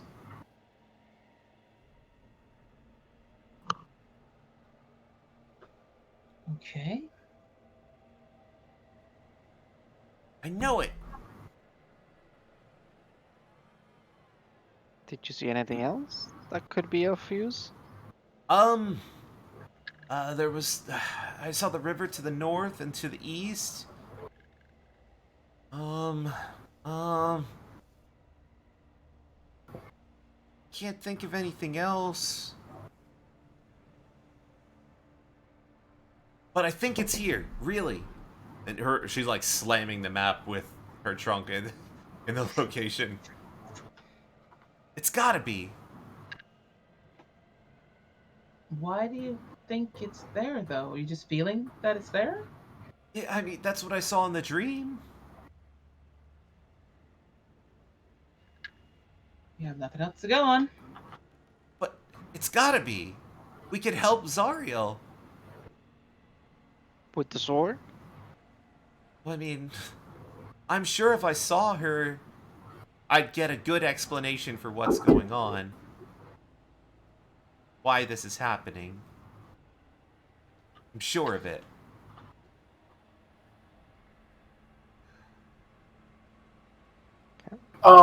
While Eldrin tries to figure out how to make this thing work and like accurately drive it, Edmund will take the time to cast Find Steed for 10 minutes because he's Okay. not getting on that thing. Yeah. He will, if the party questions it at all, he will come to terms with the fact that the soul that's in there right now has already been destroyed. So It's obliterated. using it at this point, I mean, we're kind of at least honoring it in some twisted way, I guess. But when that thing sputters to a halt, we may have to have a conversation depending on what everyone's views are. Hey. I would also say that we'll probably should grab the rations and put them in the bag of holding. Yeah, I already wrote that in my bag of holding. Yeah, That part of it was there's 2 weeks of rations for 5 people, so yeah, that's a lot. it's a lot of food. She was I mean, very happy with what you guys did. Yeah, If we can get that back to El Terrell, we might be able to feed those people while they're still there. that'd be very nice. We'll have to get there fast. I love this. I also have a soul coin they don't know about. Oh, I did think of something else I saw that was weird. So, What? there was a volcano to the south, east, I think. And to the north, I saw something really weird across the river. It was the weirdest thing. It looked like a pirate ship or something. A pirate ship? And that is where we will end it for tonight. A pirate ship? everybody, for watching. Oh, Anthem Descendants of Miller. Avernus. Oh, that's the good stuff. And we will go ahead and end it if it's the night.